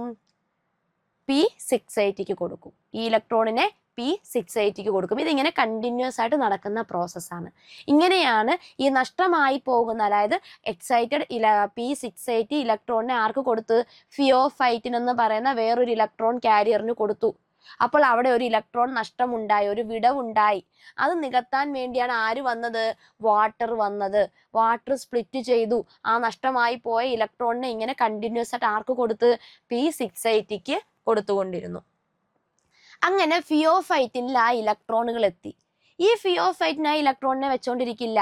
അവരെന്ത് ചെയ്യും? ഓക്സിഡൈസ്ഡ് ആകും. അവർ ഇലക്ട്രോണിനെ കൈമാറും. They transfer electron into another electron carrier called plastoquinone. Plastoquinone photo system 1നും 2നും ഇടയ്ക്ക് കാണുന്ന ഒരാളാണ് ആര്? പ്ലാസ്റ്റോക്വിനോൺ. ഇത് 2 ഫോമിൽ കാണും, QAയും QBയും. പ്ലാസ്റ്റോക്വിനോൺ A ഫോമും ഉണ്ട്, പ്ലാസ്റ്റോക്വിനോൺ B ഫോമും ഉണ്ട്. ഈ പ്ലാസ്റ്റോക്വിനോൺ എന്ത് ചെയ്യും എന്നറിയാവോ? അടുത്തൊരു കോംപ്ലക്സ് ആണ് സൈറ്റോക്രോം B6F. തൈലക്കോയിഡിൽ കാണുന്ന, തൈലക്കോയിഡിന്റെ മെംബ്രെയിനിൽ കാണുന്ന ഒരു കോംപ്ലക്സ് ആണ് ഏത്? Cytochrome B6F. ഒരു ഇലക്ട്രോൺ കാരിയർ ആണ്, ഒരു കോംപ്ലക്സ് ആയിട്ടായിരിക്കുന്നത്. ഇവരിലേക്ക് ആരെ കൈമാറും? ഈ ഇലക്ട്രോണിനെ കൈമാറും. അങ്ങനെ ഇലക്ട്രോൺ പോയി കഴിഞ്ഞാൽ ഇവർ ഓക്സിഡൈസ് ആകും, ഇവർ റെഡ്യൂസ്ഡ് ആകും. ഇലക്ട്രോൺ നഷ്ടമായി കഴിഞ്ഞാൽ ഓക്സിഡൈസ്ഡ് ആകും. ഇലക്ട്രോണിനെ കിട്ടിക്കഴിഞ്ഞാൽ റെഡ്യൂസ്ഡ് ആകും. ഇപ്പോൾ ഇലക്ട്രോൺ എവിടെ ഇരിക്കുകയാണ്? സൈറ്റോക്രോം B6Fൽ ഇരിക്കുകയാണ്. അങ്ങനെ ആയിക്കഴിഞ്ഞാൽ ഇവർക്കൊരു പ്രത്യേകതയുണ്ട്. They oxidised and pump H+, that means proton. H+ എന്ന് പറഞ്ഞാൽ proton from stroma to thylakoid lumen. നമ്മൾ നേരത്തെ പറഞ്ഞു വാട്ടറിന്റെ സ്പ്ലിറ്റിംഗ് നടന്നത് എവിടെയാണ്? തൈലക്കോയിഡിന്റെ ലൂമനിലാണ്. ഈ തൈലക്കോയിഡിന്റെ ലൂമനിൽ സ്പ്ലിറ്റിംഗ് വഴി 4 H+ ഉണ്ടായിട്ടിരിപ്പുണ്ട്. ഒരു 2 H2O ബ്രേക്ക് ചെയ്ത് 4 H+ ഉണ്ടായി അവിടെ ഇരിപ്പുണ്ട്. ഇതിന്റെ കൂടാതെ ഈ സ്ട്രോമയിൽ നിന്നും ദ്രാവക ഭാഗമായ സ്ട്രോമയിൽ H+ ധാരാളം ഉണ്ട്. ഈ സ്ട്രോമയിൽ നിന്നും കുറച്ച് H+നെ 8 H+, എത്ര H+ ആണ്? 8 H+നെ എങ്ങോട്ട് കൊണ്ടിടും? ഈ തൈലക്കോയിഡിന്റെ ലൂമനിലേക്ക് കൊണ്ടിടും. ആര്? Cytochrome B6F. സൈറ്റോക്രോം B6F നമ്മൾ നോക്കിക്കഴിഞ്ഞാൽ ഫോട്ടോസിസ്റ്റം 1നും ഫോട്ടോസിസ്റ്റം 2നും ഇടയിൽ കാണുന്ന ആളാണ് ആര്? Cytochrome B6F. ഇതിന്റെ പ്രത്യേകത ഇതിനകത്ത് സൈറ്റോക്രോം Fഉം ഉണ്ട്, സൈറ്റോക്രോം Bയും ഉണ്ട്. സൈറ്റോക്രോം ആ പേര് തന്നെ ഉണ്ട്, സൈറ്റോക്രോം Fഉം സൈറ്റോക്രോം Bയും. സൈറ്റോക്രോം Fനെ നമ്മൾ റെപ്രസെന്റ് ചെയ്യും, സൈറ്റോക്രോം C എന്നും അറിയപ്പെടും. സൈറ്റോക്രോം Bയും ഉണ്ട്. The complex pump proton from stroma to thylakoid lumen. സ്ട്രോമയിൽ നിന്നും തൈലക്കോയിഡിന്റെ ലൂമനിലേക്ക് H+നെ കൊടുക്കും. അപ്പൊ ഇപ്പോൾ തൈലക്കോയിഡിന്റെ ലൂമനിലാണ് H+ എല്ലാം കൂടെ വന്ന് ഡെപ്പോസിറ്റ് ചെയ്ത് കിടക്കുന്നത്. H+ന്റെ കോൺസെൻട്രേഷൻ ഇപ്പൊ എവിടെ കിടക്കുകയാണ്? തൈലക്കോയിഡിന്റെ ലൂമനിൽ കിടക്കുകയാണ്. ഈ സൈറ്റോക്രോം B6Fൽ നിന്നും ഇലക്ട്രോണുകൾ അടുത്ത് എങ്ങോട്ട് ട്രാൻസ്ഫർ ചെയ്യും? പ്ലാസ്റ്റോസയാനിൻ. അടുത്ത ഒരു ഇലക്ട്രോൺ കാരിയർ ആണ് പ്ലാസ്റ്റോസയാനിൻ. ഈ പ്ലാസ്റ്റോസയാനിൽ നിന്നും ഇലക്ട്രോണിനെ ആര് സ്വീകരിക്കും? നമ്മുടെ P700 സ്വീകരിക്കും. അപ്പോൾ എന്താ പറഞ്ഞത്? P680 ഉണ്ടായിരുന്നു. ഈ P680 എക്സൈറ്റഡ് ആയി. അവർ ഇലക്ട്രോണിനെ ആർക്ക് കൊടുത്തു? ഫിയോഫൈറ്റിന് കൊടുത്തു. ഈ ഫിയോഫൈറ്റിന് ആർക്ക് കൊടുത്തു? പ്ലാസ്റ്റോക്യുനോൺ വഴി ആർക്ക് കൊടുത്തു? സൈറ്റോക്രോം B6Fന് കൊടുത്തു. സൈറ്റോക്രോം B6Fൽ വെച്ച് സ്ട്രോമയിൽ നിന്ന് കുറച്ച് പ്രോട്ടോൺ എവിടെ എത്തി? നമ്മുടെ തൈലക്കോയിഡ് ലൂമനിലും എത്തി, ഇലക്ട്രോൺ പോകുന്ന വഴിക്ക്. അതിനുശേഷം ഇവർ ആർക്ക് കൊടുത്തു? ഇത് പ്ലാസ്റ്റോസയാനിൻ. പ്ലാസ്റ്റോസയാനിൽ നിന്നും ഈ ഇലക്ട്രോൺ എവിടെ എത്തി? P700 എത്തി. അവരും ലൈറ്റിനെ അബ്സോർബ് ചെയ്തു. അവരുടെ റിയാക്ഷൻ സെന്ററിലും ലൈറ്റ് വന്ന് വീണു. അവരും എക്സൈറ്റഡ് ആയി. അങ്ങനെ എക്സൈറ്റഡ് ആയി കഴിഞ്ഞാൽ ആ ഇലക്ട്രോണുകളെ അവർ കുറെ ഇലക്ട്രോൺ കാരിയേഴ്സിലൂടെ അവർ ട്രാൻസ്പോർട്ട് ചെയ്യും. ഇലക്ട്രോണിനെ അക്സെപ്റ്റ് ചെയ്യുന്ന കുറെ ആൾക്കാർ ഇരിപ്പുണ്ട്. ആ ആൾക്കാരിലൂടെ ആ ഇലക്ട്രോൺ എന്ത് ചെയ്യും? ട്രാൻസ്പോർട്ട് ചെയ്യും. ഓക്കെ, അങ്ങനെ വരുന്ന കുറച്ച് ആൾക്കാരാണ് നമ്മുടെ FeS ക്ലസ്റ്റേഴ്സ്, അയൺ സൾഫറിന്റെ ക്ലസ്റ്റേഴ്സ്. ഇവരൊക്കെയാണ് ഇലക്ട്രോൺ അക്സെപ്റ്റർ, ഇലക്ട്രോണിനെ കൊണ്ടുപോകുന്ന ആൾക്കാർ. അതുവഴി ഇലക്ട്രോൺ ഇങ്ങനെ പോയി പോയി എവിടെ ചെല്ലുന്നറിയാവോ? ഫെറിഡോക്സിനിലെത്തും. ഫെറിഡോക്സിൻ. ഈ ഫെറിഡോക്സിനോട് ചേർന്ന് ഒരു എൻസൈമും കൂടി ഇരിപ്പുണ്ട്, ferredoxin NADP reductase. Ferredoxin NADP reductase. ഇവരെന്തു ചെയ്യും? ഫെറിഡോക്സിനിൽ നിന്നും ഇലക്ട്രോണിനെ ആർക്ക് കൊടുക്കും? NADPHന് കൊടുക്കും, NADPക്ക് കൊടുക്കും. എന്നിട്ട് എന്തായിട്ട് മാറും? NADPH ആയിട്ട് മാറും. നമ്മുടെ അൾട്ടിമേറ്റ് എയിം എന്തായിരുന്നു? വാട്ടറിൽ നിന്നും വാട്ടർ സ്പ്ലിറ്റ് ചെയ്തപ്പോൾ അവിടെ കിട്ടിയ ഇലക്ട്രോണിനെ P680ക്ക് കൈമാറി. ആ ഇലക്ട്രോണുകൾ എവിടെ എത്തണം? NADPയിൽ എത്തണം. ആ NADP ആ ഇലക്ട്രോണുകളെ സ്വീകരിച്ച് എനർജി മോളിക്യൂളായ കെമിക്കൽ മോളിക്യൂളായ NADPH ആയിട്ട് മാറണം. ഇവിടെ അത് മാറി. ഇനി ഒരു NADPക്ക് NADPH ആയിട്ട് മാറാൻ 2 ഇലക്ട്രോൺ വേണം. ഇവിടെ മൊത്തം 4 ഇലക്ട്രോൺ കിട്ടുന്നുണ്ട്. 2 H2 ആണ് മുറിയുന്നത്, 2 വാട്ടർ മോളിക്യൂൾ ആണ് സ്പ്ലിറ്റ് ആകുന്നത്. അപ്പോൾ നമുക്ക് ഇവിടെ കിട്ടുന്നത് 4 H+ 4 ഇലക്ട്രോൺ ആണ്. അതായത് ഒരു NADPക്ക് 2 ഇലക്ട്രോൺ. അപ്പോൾ ഇവിടെ 4 ഇലക്ട്രോൺ ഉണ്ട്. അപ്പോൾ നമുക്ക് ഇവിടെ മൊത്തം എത്ര NADPH കിട്ടും? 2 NADPH. അപ്പോൾ നോൺ സൈക്ലിക് ഇലക്ട്രോൺ ഫ്ലോ വഴി ഉണ്ടാകുന്ന NADPHന്റെ എണ്ണം എത്രയാണ്? 2. 2 NADPH ആണ് നമുക്ക് അവസാനം കിട്ടുന്നത്. നോൺ സൈക്ലിക്കിന്റെ പ്രത്യേകതയുണ്ട്. നോൺ സൈക്ലിക്കിൽ NADPH മാത്രമല്ല ഉണ്ടാകുന്നത്, 2 കെമിക്കൽ കോമ്പൗണ്ടുകൾ ഉണ്ട്. NADPH ഉണ്ട്, ATPയും ഉണ്ട്. അടുത്ത് നമ്മൾ നോക്കാൻ പോകുന്നത് എന്താണ്? ATPയുടെ സിന്തസിസ്. ഡ്യൂറിങ് ഇലക്ട്രോൺ ട്രാൻസ്പോർട്ട്, ഇലക്ട്രോണുകൾ ഇലക്ട്രോൺ കാരിയേഴ്സിന് ഫോട്ടോ സിസ്റ്റം 1നും ഫോട്ടോ സിസ്റ്റം 2നും ഇടയ്ക്ക് കാണുന്ന ഇലക്ട്രോൺ കാരിയേഴ്സ് വഴി ഇലക്ട്രോൺ ഇങ്ങനെ മൂവ് ചെയ്തുകൊണ്ടിരിക്കുക. ഇങ്ങനെ മൂവ് ചെയ്യുന്നത് വഴി നമ്മൾ പറഞ്ഞു സൈറ്റോക്രോം B6Fൽ എത്തിയപ്പോൾ സ്ട്രോമയിൽ നിന്നും കുറച്ച് പ്രോട്ടോണിനെ അല്ലെങ്കിൽ H+ എടുത്ത് എവിടെ കൊണ്ടിട്ട്? തൈലക്കോയിഡിന്റെ ലൂമനിൽ കൊണ്ടിട്ടു. അപ്പോൾ അവിടെ ഒരു ഗ്രേഡിയന്റ് ഉണ്ടായി. ആ ലൂമനും ആ സ്ട്രോമയും തമ്മിൽ ഒരു ഗ്രേഡിയന്റ് വ്യത്യാസം ഉണ്ടായി. ഈ മെംബ്രെയിനിൽ കാണുന്ന ഒരു ചാനലാണ് F0F1 ചാനൽ. ATP സിന്തേസ് എന്ന് പറയും. ATP synthase. ഈ ATP സിന്തേസ് അല്ലെങ്കിൽ F0F1 ചാനൽ വഴി ഈ സ്ട്രോമയിലേക്ക് ഈ ലൂമനിൽ നിന്നും H+ തിരിച്ചു പോകും. സ്ട്രോമയിൽ നിന്നും വന്ന H+ എവിടെ കിടപ്പുണ്ട്? തൈലക്കോയിഡിന്റെ ലൂമനിൽ കിടപ്പുണ്ട്.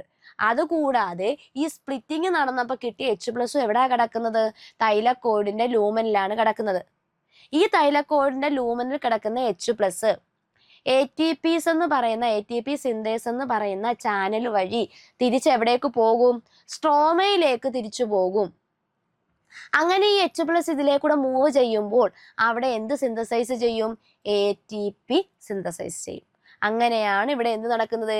ATP സിന്തസിസ് നടക്കുന്നത്, അല്ലെങ്കിൽ ഫോസ്ഫോറിലേഷൻ നടക്കുന്നത്. അപ്പോൾ ATP സിന്തസിസ് അല്ലെങ്കിൽ ഫോസ്ഫോറിലേഷന് സഹായിക്കുന്ന ആളാണ് ATP സിന്തേസ് അല്ലെങ്കിൽ F0F1 ചാനൽ. ഈ ചാനലിലൂടെയാണ് പ്രോട്ടോൺ അല്ലെങ്കിൽ H+ തിരിച്ച് ലൂമനിൽ നിന്ന് എവിടെ എത്തുന്നത്? സ്ട്രോമയിൽ എത്തുന്നത്. 3 H+ പോകുമ്പോൾ ഒരു ATP ഫോം ചെയ്യും. ഇതാണ് കണക്ക്. ഈ ചാനലിലൂടെ 3 H+ പോകുമ്പോൾ അല്ലെങ്കിൽ 3 പ്രോട്ടോൺ പോകുമ്പോൾ ഒരു H+ അവിടെ ഒരു ATP എന്ത് ചെയ്യും? അവിടെ ഫോം ചെയ്യും. ഒരു ATP അവിടെ ഫോം ചെയ്യും. നമ്മൾ നോൺ സൈക്ലിക്ക് നോക്കിക്കഴിഞ്ഞാൽ ഇവിടെ ഓൾറെഡി 4 ATP 4 H+ ഉണ്ട്. ഒരു വാട്ടർ അല്ലെങ്കിൽ വാട്ടർ അവിടെ സ്പ്ലിറ്റ് ചെയ്തപ്പോൾ എത്ര H+ കിട്ടി? 4 H+ അവിടെ കിട്ടി. അത് നമുക്കറിയാം. ഇനി സൈറ്റോക്രോം B6Fന്റെ കാര്യം നമ്മൾ പറഞ്ഞു. ഈ സൈറ്റോക്രോം B6F സ്ട്രോമയിൽ നിന്നും തൈലക്കോയിഡിന്റെ ലൂമനിലേക്ക് H+നെ കൊണ്ടുവരും. 8 H+ എങ്ങനെ കൊണ്ടുവരും? എത്ര H+ ആണ്? 8. അപ്പോൾ ലൂമനിൽ ഇപ്പൊ മൊത്തം എത്ര എണ്ണം ഉണ്ട്? 12 H+. ഒരു ഓക്സിജൻ ഉണ്ടായപ്പോൾ, ഒരു ഓക്സിജൻ ഇവോൾവ് ചെയ്തപ്പോൾ അവിടെ ലൂമനിൽ കിടക്കുന്ന H+ന്റെ എണ്ണം 12 H+. ഈ 12 H+ തിരിച്ച് എവിടേക്ക് പോകണം? സ്ട്രോമയിലേക്ക് പോകണം. നമ്മുടെ കണക്കനുസരിച്ച് 3 H+ പോകുമ്പോൾ ഒരു ATP ഉണ്ടാകും. അപ്പോൾ 12 H+ പോകുമ്പോൾ മൊത്തം 4 ATP ഉണ്ടാകും. നോൺ സൈക്ലിക് ഫോസ്ഫോറിലേഷൻ അല്ലെങ്കിൽ നോൺ സൈക്ലിക് ഇലക്ട്രോൺ ഫ്ലോയുടെ 2 പ്രോഡക്റ്റുകളാണ് NADPHഉം ATPയും. അവിടെ ഉണ്ടാകുന്ന NADPHന്റെ എണ്ണം എത്രയാന്ന് ചോദിച്ചാൽ 2. അവിടെ ഉണ്ടാകുന്ന ATPയുടെ എണ്ണം എത്രയാന്ന് ചോദിച്ചാൽ 4. ഇത് കൂടാതെ കിട്ടുന്ന ബൈ പ്രോഡക്റ്റ് ആണ് ഏത്? ഓക്സിജൻ. ഓക്സിജൻ ഇവോൾവ് ചെയ്യും. അവിടെ നടക്കുന്നത് വാട്ടറിന്റെ സ്പ്ലിറ്റിങ്, ഫോട്ടോലൈസിസ്. ഇതാണ് non cyclic electron flow. Photo system excite ആവുന്നു, ഇലക്ട്രോണിനെ അക്സെപ്റ്റ് ചെയ്ത് കൊണ്ടുപോകുന്ന ആൾക്കാരുണ്ട്, ഇലക്ട്രോൺ കാരിയേഴ്സ് ഉണ്ട്. ഇത് സൈറ്റോക്രോം കോംപ്ലക്സിലേക്ക് കൊടുക്കും. ഈ സൈറ്റോക്രോം കോംപ്ലക്സിൽ നിന്നും അടുത്ത പ്ലാസ്റ്റോസയാനിൻ വഴി ഫോട്ടോ സിസ്റ്റം 1ന് കിട്ടും. ഈ ഫോട്ടോ സിസ്റ്റം 1ഉം എക്സൈറ്റ് ആകും. ഇത് അവസാനം ഫെറിഡോക്സിനിലെത്തും. ഈ ഫെറിഡോക്സിനോട് ചേർന്ന് റിഡക്ടേസ് എൻസൈം ഉണ്ട്. ഇവര് NADP എന്ത് ചെയ്യും? റെഡ്യൂസ് ചെയ്യും. ഇവിടെ നടക്കുന്ന റിയാക്ഷൻ എന്തുവാ? റിഡക്ഷൻ. അതായത് ഇലക്ട്രോണിനെ അക്സെപ്റ്റ് ചെയ്തു, ഇലക്ട്രോണിനെ ഇവരെടുത്തു. അങ്ങനെ എന്തായിട്ട് മാറും? NADPH. ഇവിടെ 2 NADPH ആണ് ഫോം ചെയ്യുന്നത്. ഇതാണ് നമ്മൾ പറഞ്ഞ ഏത്? നോൺ സൈക്ലിക് ഫോസ്ഫോറിലേഷൻ അല്ലെങ്കിൽ നോൺ സൈക്ലിക് ഇലക്ട്രോൺ ഫ്ലോ. ഇവിടെ വരുന്ന രണ്ട് ഇൻഹിബിറ്റേഴ്സ് ആണ് നമ്മൾ നോക്കുന്നത്. ഒന്ന് DCMU, ഡൈക്ലോറോഫിനൈൽ ഡൈമീഥൈൽ യൂറിയ, ഒരു ഹെർബിസൈഡാ. ഈ ഹെർബിസൈഡ് എന്താണ് ചെയ്യുന്നത് ചോദിച്ചാൽ ഫോട്ടോസിസ്റ്റം സെക്കൻഡിൽ നിന്ന് സൈറ്റോക്രോം B6Fലേക്കുള്ള ഇലക്ട്രോണിന്റെ ഫ്ലോ എന്ത് ചെയ്യും? ബ്രേക്ക് ചെയ്യും. ഫോട്ടോസിസ്റ്റം സെക്കൻഡിൽ നിന്നും സൈറ്റോക്രോം B6F പോകണം. ആ സൈറ്റോക്രോമിൽ നിന്നാണ് ഫോട്ടോസിസ്റ്റം 1ലേക്ക് പോകേണ്ടത്. പക്ഷേ ഫോട്ടോസിസ്റ്റം സെക്കൻഡിൽ നിന്നും ഈ സൈറ്റോക്രോം B6Fലേക്കുള്ള ഇലക്ട്രോണിന്റെ ഫ്ലോ ബ്രേക്ക് ചെയ്യുന്ന ആളാണ് ആര്? DCMU. ഇതുപോലെ പ്രവർത്തിക്കുന്ന രണ്ടാമത്തെ ഒരു ഇൻഹിബിറ്ററാണ് പാരക്വാറ്റ്. പാരക്വാറ്റിന്റെ പ്രത്യേകത, നമ്മുടെ ഫെറിഡോക്സിൻ പറഞ്ഞു, ഫോട്ടോസിസ്റ്റം 1ൽ നിന്നും കുറെ കാരിയേഴ്സ് വഴി ഇലക്ട്രോൺ എവിടെ എത്തും? ഫെറിഡോക്സിനിലെത്തും. ഈ ഫെറിഡോക്സിനിൽ നിന്നാണ് റിഡക്ടേസ് എൻസൈം ആ ഇലക്ട്രോണിനെ NADPക്ക് കൊടുക്കുന്നത്. പക്ഷേ ഈ ഫെറിഡോക്സിനിൽ നിന്നും ഈ NADPക്ക് ഇലക്ട്രോണിനെ കൊടുക്കാൻ പറ്റത്തില്ല. അത് ബ്രേക്ക് ചെയ്യുന്ന ആളാണ് ആര്? പാരക്വാറ്റ്. അപ്പോൾ ഇത് രണ്ടും എവിടെ വരുന്നതാണ്? നോൺ സൈക്ലിക് ഇലക്ട്രോൺ ഫ്ലോയിൽ വരുന്ന രണ്ട് ഇൻഹിബിറ്റേഴ്സ് ആണ്. ഒന്ന് DCMUയും രണ്ട് പാരക്വാറ്റും. അടുത്തയാണ് സൈക്ലിക് ഇലക്ട്രോൺ ഫ്ലോ. നോൺ സൈക്ലിക്കിന്റെ പ്രത്യേകത, രണ്ട് ഫോട്ടോസിസ്റ്റവും ചേരുന്നതായിരുന്നു ഏത്? Non cyclic. എന്നാൽ ഒരൊറ്റ ഫോട്ടോസിസ്റ്റം മാത്രം വരുന്നതാണ് സൈക്ലിക്. ഇവിടെ വരുന്ന ഫോട്ടോസിസ്റ്റം P700 ആണ്. P700ൽ നിന്ന് ഇലക്ട്രോൺ ഫ്ലോ ചെയ്യും. ലൈറ്റ് അവർ അബ്സോർബ് ചെയ്യുന്നു, അവർ എക്സൈറ്റഡ് ആകുന്നു, കുറെ ഇലക്ട്രോൺ അക്സെപ്റ്റേഴ്സ് വഴി സൈറ്റോക്രോം കോംപ്ലക്സിൽ എത്തുന്നു. ആ സൈറ്റോക്രോം കോംപ്ലക്സിൽ നിന്നും പ്രത്യേകത നേരെ തിരിച്ച് എങ്ങോട്ട് തന്നെ വരും? ഇത് ഈ P700ലേക്ക് തന്നെ കിട്ടും. അവിടുന്ന് പോകുന്നില്ല. ആ P700ൽ നിന്ന് ലോസ് ആവുന്ന ഇലക്ട്രോണുകൾ തിരിച്ച് P700ൽ തന്നെ വരും. അപ്പോൾ ഇവിടെ നമുക്ക് വാട്ടറിന്റെ സ്പ്ലിറ്റിങ്ങിന്റെ ആവശ്യം ഇല്ല. വാട്ടറിന്റെ സ്പ്ലിറ്റിംഗ് ആവശ്യമില്ലാത്തത് കൊണ്ട് തന്നെ ഓക്സിജൻ എവല്യൂഷൻ ഇവിടെ നടക്കുന്നില്ല. അങ്ങനെ വാട്ടറിന്റെ സ്പ്ലിറ്റിംഗ് നടക്കാതെ ബാക്കി കാര്യങ്ങളൊന്നും നടക്കാത്തതുകൊണ്ട് ഇവിടെ എന്തുണ്ടാകത്തില്ല? NADPH ഉണ്ടാകത്തില്ല. No production of NADPH. only ATP synthesis occurs. ATP മാത്രമേ സൈക്ലിക് ഇലക്ട്രോൺ ഫ്ലോയിൽ സിന്തസൈസ് ചെയ്യുന്നുള്ളൂ. NADPHന്റെ പ്രൊഡക്ഷനോ ഓക്സിജന്റെ റിലീസോ നടക്കുന്നില്ല. No photolysis of water present. Photolysis നടക്കുന്നില്ല. അപ്പോൾ ഫോട്ടോലൈസിസ് എന്ന് പറയുന്നത് നോൺ സൈക്ലിക്കിൽ നടക്കുന്നതാണ്. സൈക്ലിക്കായിട്ട് നടക്കുന്ന ഇലക്ട്രോൺ ഫ്ലോയിൽ എന്ത് നടക്കുന്നില്ല? ഫോട്ടോലൈസിസോ NADPHന്റെ പ്രൊഡക്ഷനോ ഓക്സിജൻ എവല്യൂഷനോ നടക്കുന്നില്ല. ഇതാണ് പ്രത്യേകത. ഇവിടെ വരുന്ന റിയാക്ഷൻ സെന്റർ P700 മാത്രമാണ്. ഇനി നമ്മൾ ലൈറ്റ് റിയാക്ഷൻ അല്ലെങ്കിൽ ലൈറ്റ് ഫേസ് നോക്കിക്കഴിഞ്ഞാൽ പ്രധാനമായും നമുക്ക് 3 റിയാക്ഷനുകളാണ് കാണാൻ സാധിക്കുന്നത്. First one is photo phosphorylation, second reduction, third photolysis. നമ്മൾ മൂന്നും ഡിസ്കസ് ചെയ്തതാണ്. ATP ADPയിൽ നിന്ന് ഉണ്ടാകുന്ന ഈ ഒരു പ്രോസസ്സിനെ നമ്മൾ വിളിക്കുന്ന പേരാണ് ഫോട്ടോ ഫോസ്ഫോറിലേഷൻ. അതിൽ ഫസ്റ്റ് വരുന്ന റിയാക്ഷൻ ആണ് ഫോട്ടോ ഫോസ്ഫോറിലേഷൻ. ADPയും ഫോസ്ഫേറ്റും ഉപയോഗിച്ച് ATP ഉണ്ടാക്കുന്ന ഒരു പ്രോസസ്സ്, സൈക്ലിക്കലായാലും നോൺ സൈക്ലിക്കലായാലും ആ ഒരു പ്രോസസ്സിനെ നമ്മൾ വിളിക്കുന്ന പേര് ഫോട്ടോ ഫോസ്ഫോറിലേഷൻ. അതാണ് ഒരു റിയാക്ഷൻ നടക്കുന്നത്. രണ്ടാമത് അവിടെ ഉണ്ടാകുന്ന ഒരാളാണ് ആര്? NADPH. അവിടെ നടക്കുന്ന റിയാക്ഷനാണ് റിഡക്ഷൻ. NADP ഇലക്ട്രോണിനെ അക്സെപ്റ്റ് ചെയ്ത് NADPH ആയിട്ട് മാറും. അതാണ് രണ്ടാമത്തെ പ്രോസസ്സ്. മൂന്നാമത് ഇത് നടക്കണമെങ്കിൽ ഒരു ഇലക്ട്രോൺ സോഴ്സ് വേണം. അതാണ് സ്പ്ലിറ്റിംഗ് ഓഫ് വാട്ടർ. ആ ഒരു റിയാക്ഷനെ നമ്മൾ വിളിക്കുന്ന പേരാണ് ഫോട്ടോലൈസിസ്.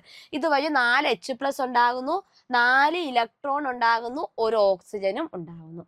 ഇതാണ് 3 റിയാക്ഷൻ നമ്മൾ ലൈറ്റ് ഫേസുമായി റിയാക്ട് ചെയ്ത് അല്ലെങ്കിൽ റിലേറ്റ് ചെയ്ത് നോക്കിയത്. ഇനി നമ്മൾ കോമൺ ആയിട്ട് സൈക്ലിക്കും നോൺ സൈക്ലിക്കും തമ്മിലുള്ള ഡിഫറൻസ് നോക്കിക്കഴിഞ്ഞാൽ നമ്മളിപ്പോൾ ഓൾറെഡി പറഞ്ഞതാണ്, ഇലക്ട്രോൺ ട്രാവൽ ചെയ്യുന്നത് ഒരു സൈക്ലിക് ആയിട്ടായിരിക്കും. P700 തുടങ്ങി P700 തന്നെയായിരിക്കും അവസാനിക്കുന്നത്. അവിടെ വേറെ നോൺ സൈക്ലിക് ആയിട്ടുള്ള രീതികളൊന്നും വരുന്നില്ല. എന്നാൽ ഇവിടെ അങ്ങനെയല്ല, ഇലക്ട്രോൺ ട്രാവൽ ചെയ്യുന്ന 2 ഫോട്ടോ സിസ്റ്റത്തിലൂടെ. അപ്പോൾ ഒരു സൈക്ലിക് ആയിരിക്കില്ല അതിന്റെ ട്രാൻസ്പോർട്ട് എന്ന് പറയുന്നത്. 2 എനർജി മോളിക്യൂളായിട്ട് ATP മാത്രമേ സൈക്ലിക്കിൽ ഉണ്ടാകുന്നുള്ളൂ. എന്നാൽ നോൺ സൈക്ലിക്കിൽ അങ്ങനെയല്ല, ATPയോടൊപ്പം തന്നെ NADPHും അവിടെ ഫോം ചെയ്യുന്നുണ്ട്. ഇവിടെ എന്താണ്, ഫോട്ടോലൈസിസ് വേണ്ട, ആവശ്യമില്ല. ഫോട്ടോലൈസിസ് നടക്കുന്ന എന്താണ്, ഇലക്ട്രോൺ ഡോണർ ആയിട്ടാ. ഇവിടെ ഇലക്ട്രോൺ ഡോണറിന്റെ ആവശ്യമില്ല. പക്ഷെ ഇവിടെ അങ്ങനെയല്ല, ഇവിടെ എന്ത് വേണം, ഇലക്ട്രോൺ ഡോണർ വേണം. സോ വാട്ടറിന്റെ സ്പ്ലിറ്റിംഗ് അത്യാവശ്യമാണ്. ഇവിടെ ഇൻവോൾവ് ആകുന്നത് ഫോട്ടോ സിസ്റ്റം 1 P700 മാത്രമാണ്. എന്നാൽ നോൺ സൈക്ലിക്കില് photo system 1 photo system 2 involve ആകുന്നുണ്ട്. അങ്ങനെയാണ് ലൈറ്റ് റിയാക്ഷൻ കംപ്ലീറ്റ് ആകുന്നത്. അങ്ങനെ ലൈറ്റ് റിയാക്ഷന്റെ ഫലമായി അവർക്ക് കിട്ടുന്ന പ്രോഡക്റ്റുകളാണ് ഒന്ന് ഓക്സിജൻ, അത് ഇവോൾവ് ചെയ്തു, അതാണ് നമ്മൾ യൂസ് ചെയ്യുന്നത്. പിന്നീട് അവർക്ക് കിട്ടുന്ന 2 ATPയും NADPHും. ഈ 2 എനർജി മോളിക്യൂളുകളെ ഉപയോഗിച്ചുകൊണ്ട് ഇനി അവർക്ക് എന്ത് ചെയ്യണം, കാർബൺ ഡൈ ഓക്സൈഡിനെ റെഡ്യൂസ് ചെയ്ത് അവർക്ക് ഗ്ലൂക്കോസ് നിർമ്മിക്കണം. അതാണ് ഡാർക്ക് റിയാക്ഷൻ. അത് നമുക്ക് നെക്സ്റ്റ് ക്ലാസ്സിൽ ഡിസ്കസ് ചെയ്യാം. ഇന്ന് പഠിപ്പിച്ച ഇത്രയും നമുക്ക് മനസ്സിലായെന്ന് വിചാരിക്കുന്നു. Thank you.